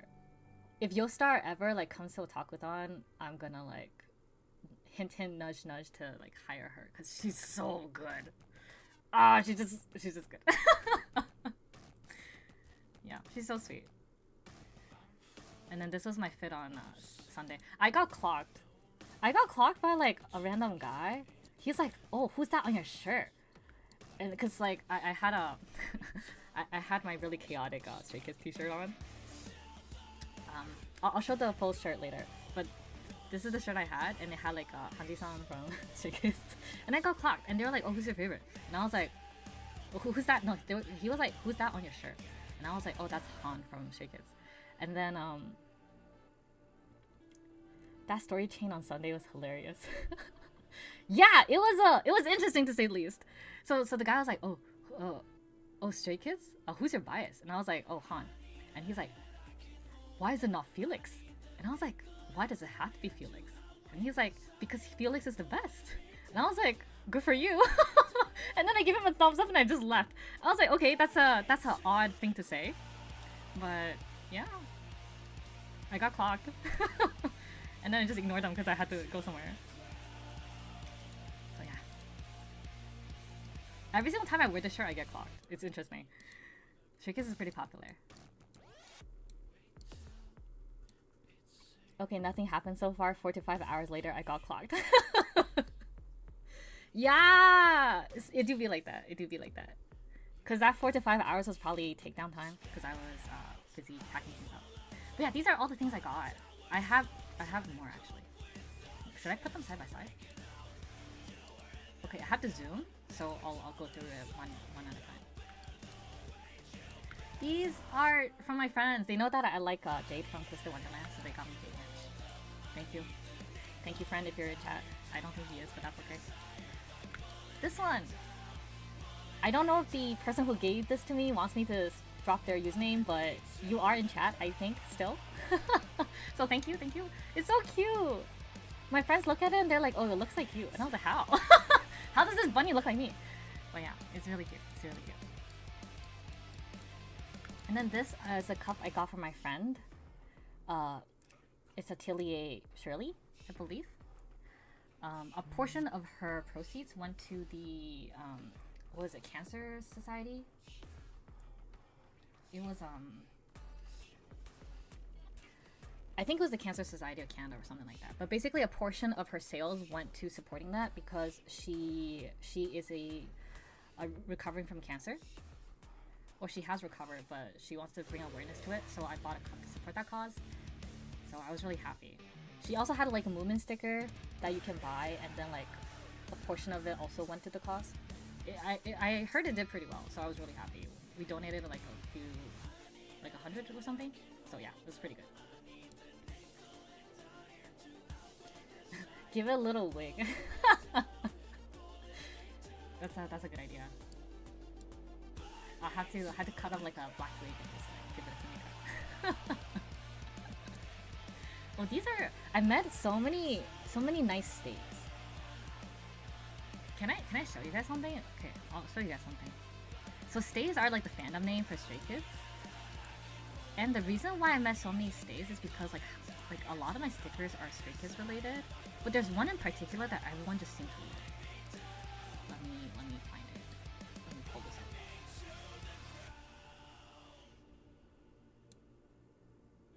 Oh, it's not here. Okay, this one. This one right here. It sold out so fast. It sold out on Saturday. So I had to take a bunch of pre-orders. But it says, I survived Rogers Stadium. For those who are not aware of the lore, feel free to check out this Yap stream I did about the Stray Kids concert. There's timestamps, so you can skip around. But the venue was really, really bad. And we were the guinea pig test subjects, basically, because it was the first show was Stray Kids. And the venue was really badly run. So I was like, you know what, I need to make this sticker. So I made a I Survived Rogers Stadium sticker. People really liked it. It was a great talking, it was like a great icebreaker. So I vibed a lot with stays at Otaku-don. So that was really nice. So yeah, so I got some freebies in return from stays as well. They know my favorite is Hankoka, so they gave me Hankoka. Oh, and then these are from, I don't know the artist's name, but I got it from Vivian. Vivian is friends with this artist, but they make shrimp content. I have a shrimp tank, so obviously I got these shrimp friends and shrimp fried shrimp. Very cute. And then basically everything that you see below here is from my friend Koi, or Fish and Bacon. She makes the cutest merch. Like, look at this Digivice. It's a shaker, and then when you shake it, it rattles. I got Yokomon because I really like Yokomon's whole evolution line. Garudamon made me feel things as a kid. So yeah, I really like this Digivice. But yeah, all her stickers are so pretty. I'm gonna pan around a lot, so you guys can see the artwork. It is so pretty. Everything's so pretty. Oh yeah, fishandbacon.com right here. Or fishandbacon.com. She gave me so many stickers, and I'm like, oh, if I run out, I'm gonna buy it. I will buy it. So many. It's so cute. And look at this! Look at the baby Digimon. Adorable. Some shaker keychains can also change the inside pieces that is being shaken around. Ah, yes. Those openable ones. So yeah, all her stickers are really cute. Oh yeah, she was so nice to give me so many. I was like, no, let me pay for it. And she's like, no. And then these are mostly the Arknights goods. These are from Evan Holtz. He got my permission, and then he printed out my artwork on his I think it's his commander deck, because he plays commander. And then he basically made a custom card just for Virtuosa. And then he also gave me Sylveon, because I really like Sylveon. I was panicking at first because I was like, oh shit, how expensive is this? And then he's like, oh, it's not that bad. And then I felt good. As long as it's not like something as expensive as a prismatic, I think. Prismatic Evolutions, is that called? And then he also gave me Evan Holtz, because Evan Holtz. Okay, do I have a close-up of this? This coin is so funny. This coin is the freebie from the Spectre cosplayer. It says, you can be good enough. Terra Investment Masterclass graduate. and then, like, one side says all ×2, and then the other side says all. It's just really funny.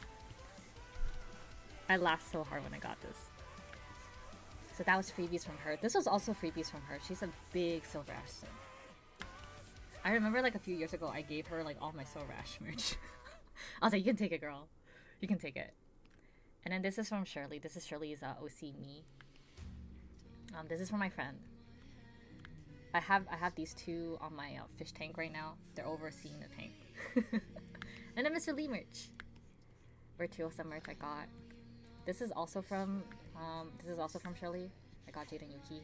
Okay, this whole section here is from Katie. Okay, Katie jump scares me every single con. Like she actually does. I'm not gonna talk about what the content is, but like she made a comic. That's all I'm gonna say. Okay, she made a comic, but she had these really funny Carlin. She had these really funny like Carlin stickers, and then you can put in anything you want. So like, I don't know, he's mine. I'm probably pissing some shippers off, but yeah. She got these really funny ones, and then you can put whatever text you want. And then these are also from Shirley. These are from two people who didn't introduce themselves, so I don't know who they are. But these are from Arknights fans. These as well. Basically everything here. From random Arknights fans. And then this from Moose. Oh, okay. There's a story behind this Virtuosa print. So, was it Comic-Con last year? I think it might have been Comic-Con last year. There was an artist who was like, oh, I want a table, but I don't know how. And I was like, oh, don't worry. If you have any questions, just let me know. I don't gatekeep. And then she DM'd me. And then I sent her back my thoughts and responses, and I kind of gave her like an inside view of things. And then I didn't know she was there. So then she comes up to my booth, This Otakuthon, and she's like, oh, I'm not sure if you remember me, but I was the artist that asked you for advice like a year ago, and now I'm at my first Otakuthon. I was so excited for her. I was like, oh my god, congrats on her first Otakuthon.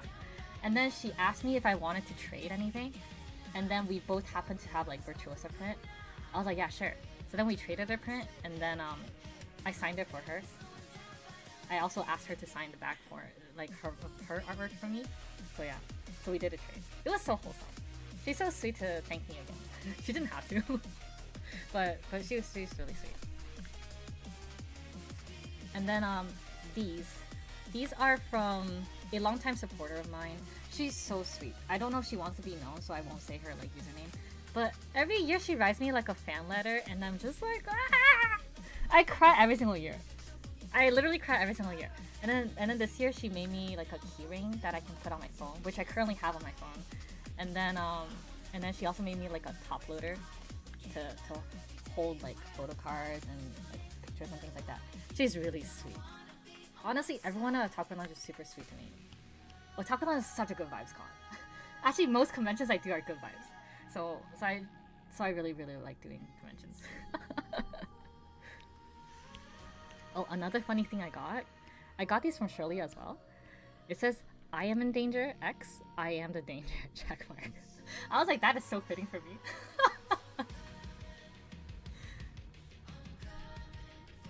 I don't think like I'm a problematic type of warning, but I definitely don't beat around the bush. And I could come off as prickly for most people. But that's okay. If you don't mind bluntness, we can be friends. Oh, certified yapper. Very, very fitting for this stream. I will talk about anything and everything I find interesting. Okay, this is the coolest freebie, I guess. I'm gonna put them side by side. So Moose, the Defender cosplayer, he his freebie to me, in addition to the sticker, was a swab. You're probably like, what? So he has access to a lab, and then for Otakuthon, he basically swabbed people that wanted to be swabbed, and I was like, yeah, I'm kind of curious about like my my bacterial load. So I'm not sure if you can. Oh, I'm gonna pull it up somewhere.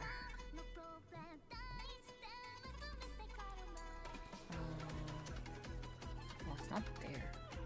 Oh, it's on Friday. Okay. Alright, I'm gonna pull this photo up one second. So, I'm not sure if you can see, but like I always have gloves on at cons. There's two reasons for that. One of them, I have hyperhidrosis, which basically means that my hands are just always wet, regardless of anything, which makes drawing honestly such a pain sometimes. So one, I have it to like not creep people out, and also the second reason is I touch a lot of money, and I also touch a lot of random things and interact with a lot of different people. So if I can, I will always mask up and wear gloves. This is not only just to protect me, but to protect others as well. So I was like, I kind of want to see how effective gloves are. So then I made Moose swab the inside of my gloves, and this was the result. It's actually pretty clean. There were only like a couple colonies of bacteria. So that was really interesting. So now you know that wearing gloves actually do work. So yeah, it's great for protection against germs and viruses, I suppose. Highly recommend it. So yeah, that was my Otakuthon.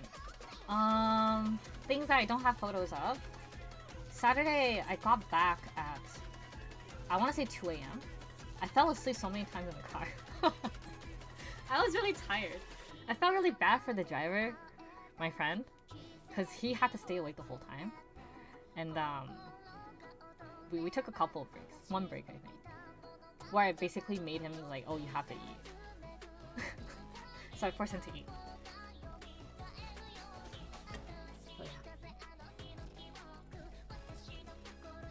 That was Otakuthon, and then right after Otakuthon, I was Ippy. Yes, John is my helper slash driver, but he's great. So thank you, John. I appreciate it. So that was my Otakuthon. I honestly, I was gonna do a Yap stream way before Fan Expo, but then I just didn't have time because I was rushing. Okay, I'm not rushing commissions, but I was focused on commissions. So I didn't have time.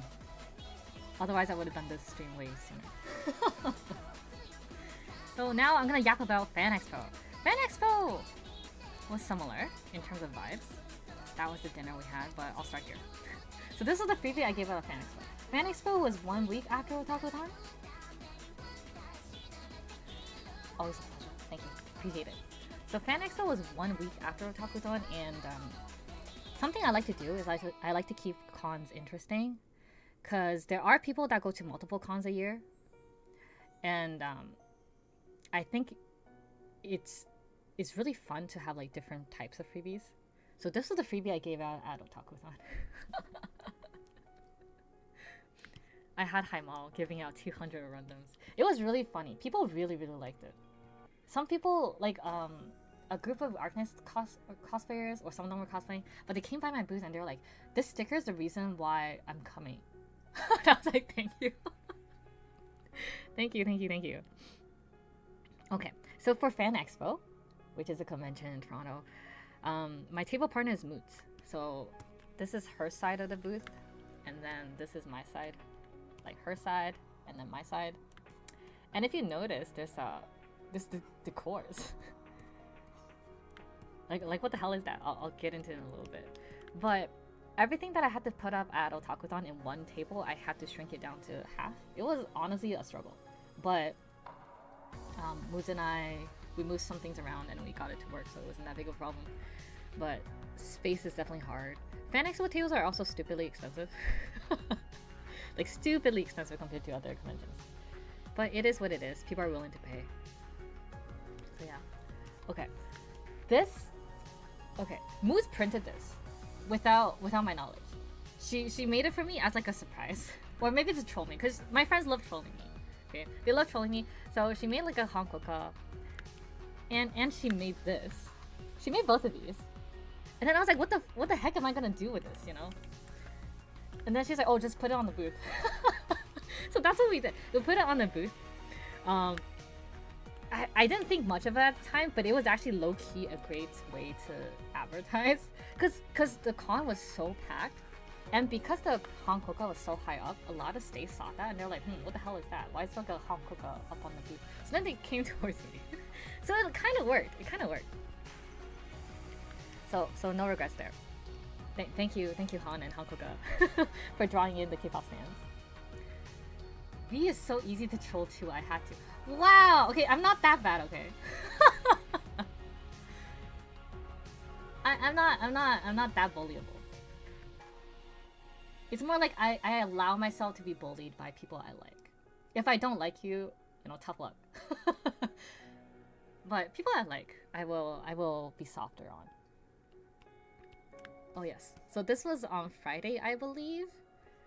There was a really, really nice Twist cosplayer that comes by with a big ass grim every year. She's so sweet. She gave us stuff again this year. She gives us stuff every single year and I still don't know her handle. It's okay, I'm easy to troll too. Yes you are. But yeah, the Twist cosplayer is always so kind to us. And then I always take a picture with her big ass grim every year. She's so sweet.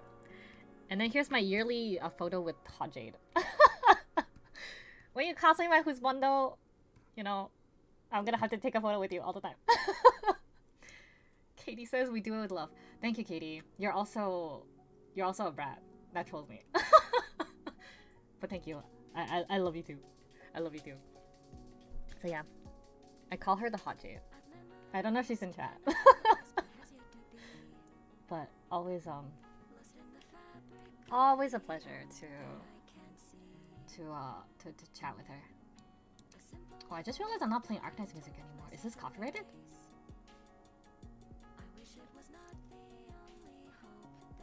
Should I go back to Arknights playlist in the event that it is copyrighted? I don't want audio to be cut off. Okay, let me go back. I should really make my stream playlist longer.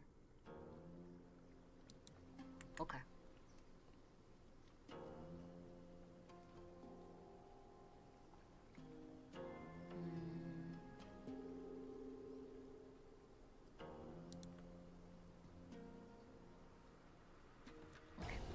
I hope it wasn't copyrighted. If it is, I'll cut that segment out. Oh yeah, this is so funny. Okay, on my way out of the convention center, I saw a really, really funny cosplay. So every single year, I think the Ghostbusters show up. And then this year, there was a Cynthia cosplayer with their spirit too. It was really, really funny. And here's another shot of it. I laughed so hard when I saw it.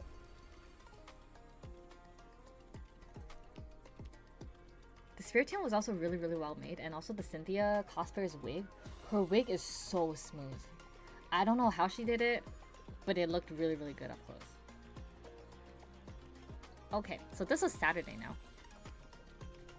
Saturday was the Arknights cosplay meetup, and I got lazy. And maybe rightfully so, because I was really tired. And also, I wanted to be comfortable. So I was like, what's the most comfortable I can be? Well, clearly in a yukata, right? So I was like...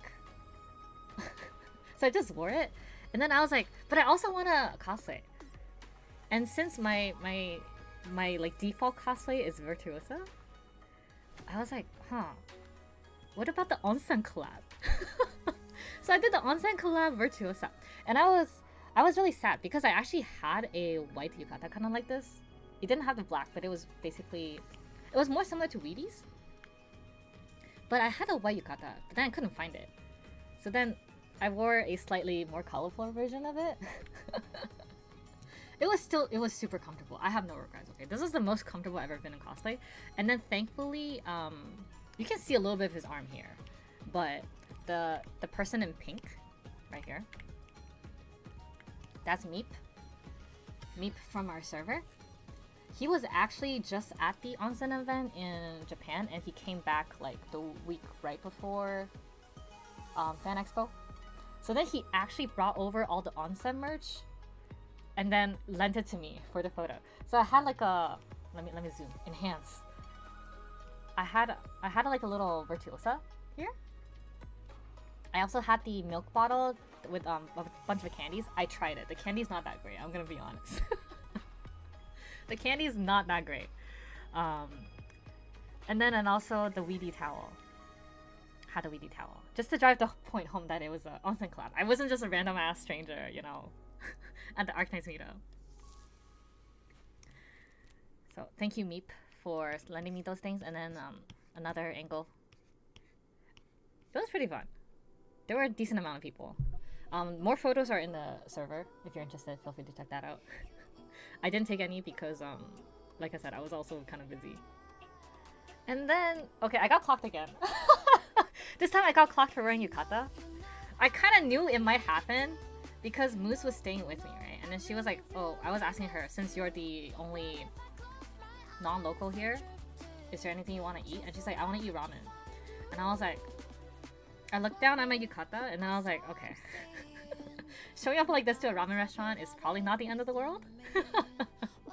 But I might get comments. And lo and behold, we get there and then I get hit with the, are you a Japanese? And I'm like, I'm not, but I like wearing yukata. So yeah, I did get clocked again. I had the skim in and then they had ramen with our friends. So yeah, I got clocked again. And did I take more photos? I feel like I did, but I also didn't. Yeah, I feel like I did it, but I also didn't. Because cons are so hectic, and I really didn't have time or the mental capacity to think about the stream. I'll try better next time. Maybe when cons are slower, I can do it again. Are you Japanese? Just hit me with the Hyundai guy energy. Maybe, I don't know. Okay, so why am I showing this? It's because Moose printed these for me. And this is where she got the inspiration for this. This is where she got the inspiration from this. She's such a brat.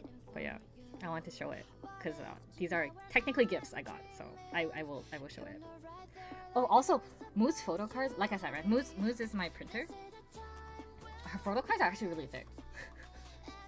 And I know this because I was comparing it with official photo cards and I was like, oh wow, it's actually low-key sturdier than the official photo cards.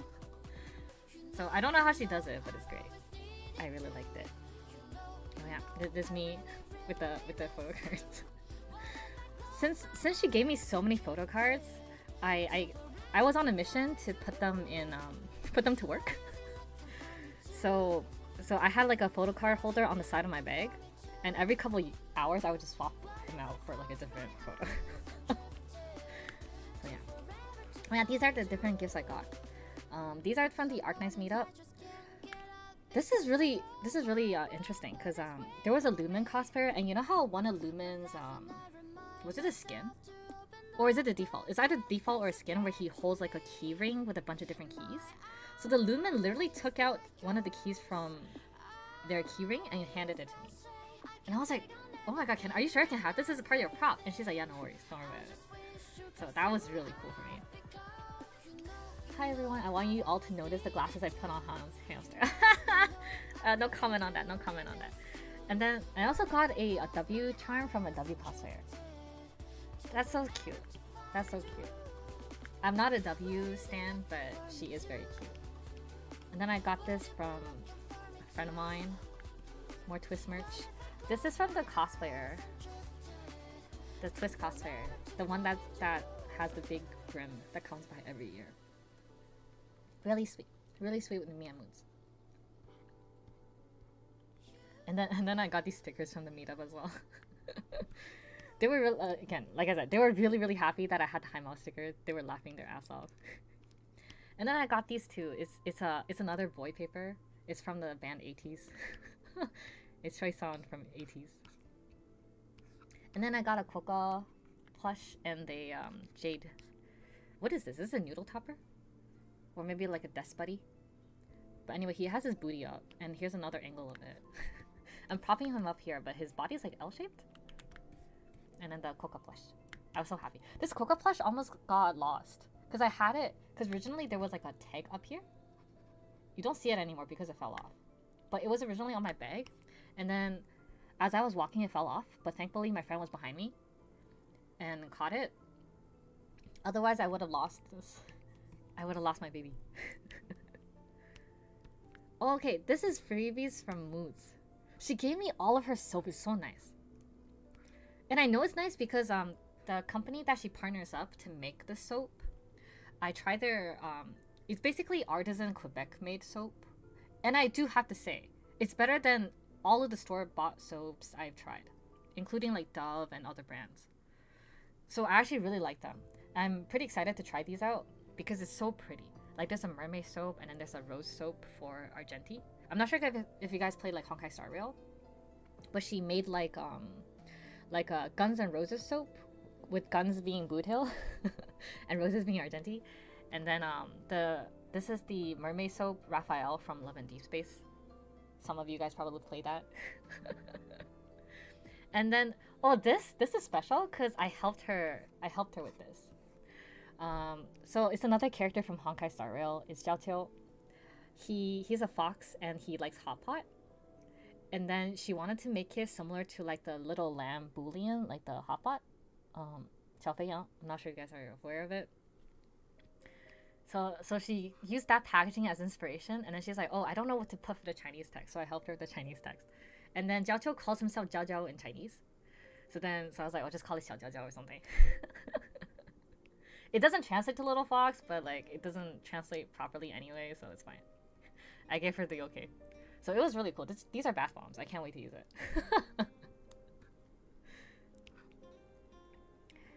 And then, okay, this is a bag from Lottie, and this is the unhinged shirt I was talking about earlier. Again, if you want more context, feel free to check out my Yap stream for the Stray Kids concert. But it said Nurse Song Supremacy. So yeah, I got clocked out of Takudan by wearing this shirt. I also got clocked at Fan Expo too. Like everyone could tell that who my favorite was. But the thing is, I like his mascot more than him, if that makes sense.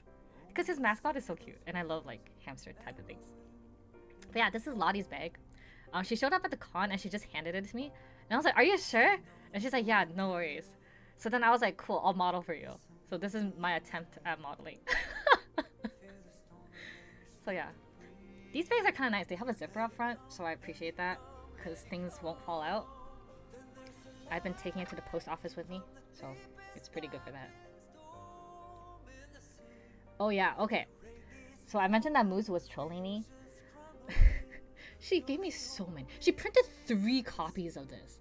I'm like, what the fuck am I gonna do with 3? So now I just keep it in my con luggage. I'll save it for next con. And then I won't see this again until like next year. So yeah, that's basically my Otakudan and Fan Expo experience. I'm sure there are details I forgot. Probably a lot of details I forgot.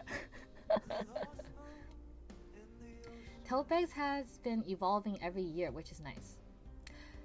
Yeah, I'm blessed enough that I get gifted tote bags from friends. But every year, there's always something new. And I think the meta this year for at least tote bags I've seen is ones with zippers and like pockets inside, which I appreciate. Because I remember like a couple years ago, it was the very basic tote bags. I was actually thinking about making tote bags as part of my art book bundle. So once that's done, I might just have like, I might talk to some of my friends and ask them about like how to design and how to make it. Because I've gotten a few in recent years that I really liked.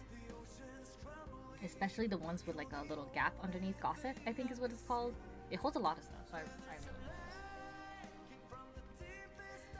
Oh yeah, that was my entire, basically, summer con experience.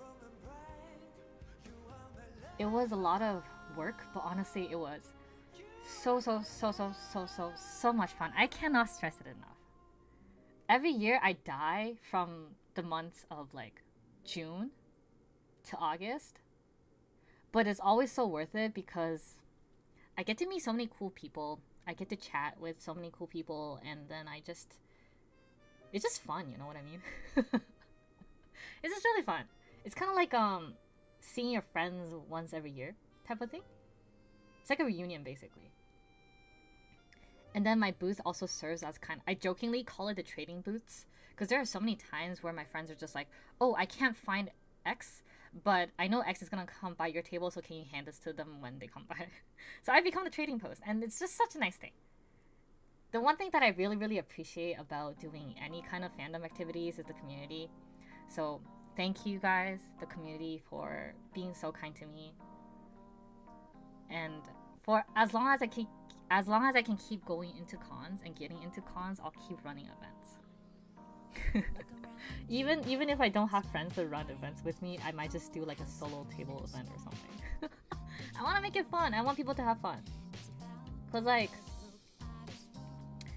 I'm gonna say something that might be controversial, but feel free to disagree. Once again, you know, everything I say is feel free to disagree. It's not that serious. But I was gonna say, a lot of times Artist Alley can feel like very capitalistic, and I don't personally like that vibe. I think if you're a fan artist, the first important thing should be the fan aspect of it. So I really care about the community of fans. So at least for me, the version of Artist Alley I subscribe to is the one that focuses on fan culture first and foremost. So yeah, thank you guys for being so kind to me and my friends and the people I invite every year. And thank you for being so receptive to my events. I really appreciate it. Because like I said before, if you guys weren't there to play my events or to even, you know, interact with me, then why am I doing this, you know?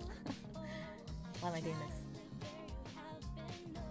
Kind of how I feel when I see MiHoYo self everywhere in recent years. Yes, because MiHoYo sells. If you're a full-timer, you can't really get around drawing niche things. Which I get, you know. But it also makes it a little bit... you know what? I already get canceled by artists, so I'm just gonna go ahead and say it. Don't get pissy. Like I said, it's not that serious if you're an artist, but like, it does seem a little soulless. Cause there are some booths that I got to, and then they don't even play the game, or they only play it for like the intro, and then they draw the most character popular, or the most popular characters, and it's just not like, not to gatekeep what a fan is, but it just kind of feels a little disingenuous. I'm gonna be honest. But you do you know. If it works out for you, it works out for you. There's nothing wrong with chasing profits, as long as you do everything above board and legally. So yeah, each to their own, I suppose. So yeah, I wanted to do something different this year, and I did. So I was very happy for that, and thank you all who participated. I genuinely, like, comes from the heart when I say that. I really appreciate you guys being there. I think I was really happy when I saw my recommendation on social media and Arknights artist I would talk with on my must visit day one. Thank you. Yes, Arknights is pretty niche, although it is getting more popular, and I don't know if it's a good or not. I feel like with Enfield it might be like too mainstream, but I think the people who are into like the tower defense Arknights IP will continue to be niche, or at least more niche than like Enfield, I think. And nothing wrong with that, you know. It's two separate games. I will keep playing tower defense Arknights. I think with Arknights, we just happy in our corner. I agree. And because it's relatively small, it doesn't necessarily have that much drama. And if it does have drama, people are level-headed enough to kind of not make it a big deal. If that makes sense. Because I think most Arknights players... Oh yeah, okay, there was one thing I totally forgot to do. I kind of wanted to have like a sheet of paper for people to say like which what's their field of study. Because one of the things I noticed time and time again is that most of the Arknights players are STEM majors, or they're super into tech, or like engineering majors. So I feel like people who are more logical just technically, you know, they don't really care about drama that much. There's still drama, don't get me wrong. I hear drama left and right. But, like, it's not that big of a deal compared to other dramas I've seen, if that makes sense. So yeah, I think Arknights people are just more level-headed. So I kind of wanted to do a survey, but it's okay. Maybe I'll do it next year or something. But I do find that there are more techy people and I guess introverts in Arknights, which is not bad. I kind of like it. The funniest Arknights drama is Haima out to get low light. Yes! Yes, exactly. But yeah, I love Arknights. I don't think, as long as they don't become a predatory game, I don't think I'll ever stop playing it. It's really fun. It's really fun. And next week I'll try to stream week 2 of the game. So yeah. Okay. Thank you guys. I am out of things to yap about. It is also almost exactly 2 hours after. Wow, I thought the stream would be way longer. But I think I cut down a lot of details. But thank you guys for being here. I hope you enjoyed these 2 hours with me, and if not, that is okay as well. Like I said, I'll try to stream next week. And in terms of what's next overall, I'm gonna take a break late September to late October. I don't know if I can stream because I might be traveling, so there might not be streams then. But I will be posting on socials and I will be posting reels and probably artworks. I'll try to be more active in other parts if I can't stream. And then after my mini vacation, I'll probably just put my head down and work on the art book. And then hopefully I'll get it done by next year. I'm so slow when it comes to drawing. I really think it's just I don't want to call it imposter syndrome because I don't think it is. It's just that I'm just too shit. I really can't draw that well, and I draw really, really slowly. So, so yeah, that's what's coming next. I'm gonna take a mini break. From now until when I have to go on vacation, I will focus on commissions, and then I'll vacation, post more reels and other type of short form content and whatnot, and artworks, and then I'll come back and work on art. And back to streaming. Streaming is fun, thank you guys. I'm still sweaty. I'm still a sweaty gamer whenever I stream, but I think I'm less nervous overall.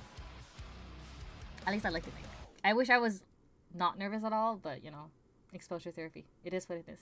But yeah, thank you guys for being here. Thank you guys for helping me with my exposure therapy. I will see you guys next week. I might actually stream before the Arknights update, because there is the seat taken that I want to finish. So we'll see. I will post it on my socials. By socials I mean Instagram, on when I stream next. So yeah, thank you guys for being here. Thank you guys for listening to me yap for 2 hours. I hope you have fun, and if not, that's okay. I'll get better. But you also don't have to watch me, or you can put me in the background. You can curate your own content. But thank you for being here, for those who are still here. And I will see you guys next time. Bye bye. Thank you again. Enjoy your weekend.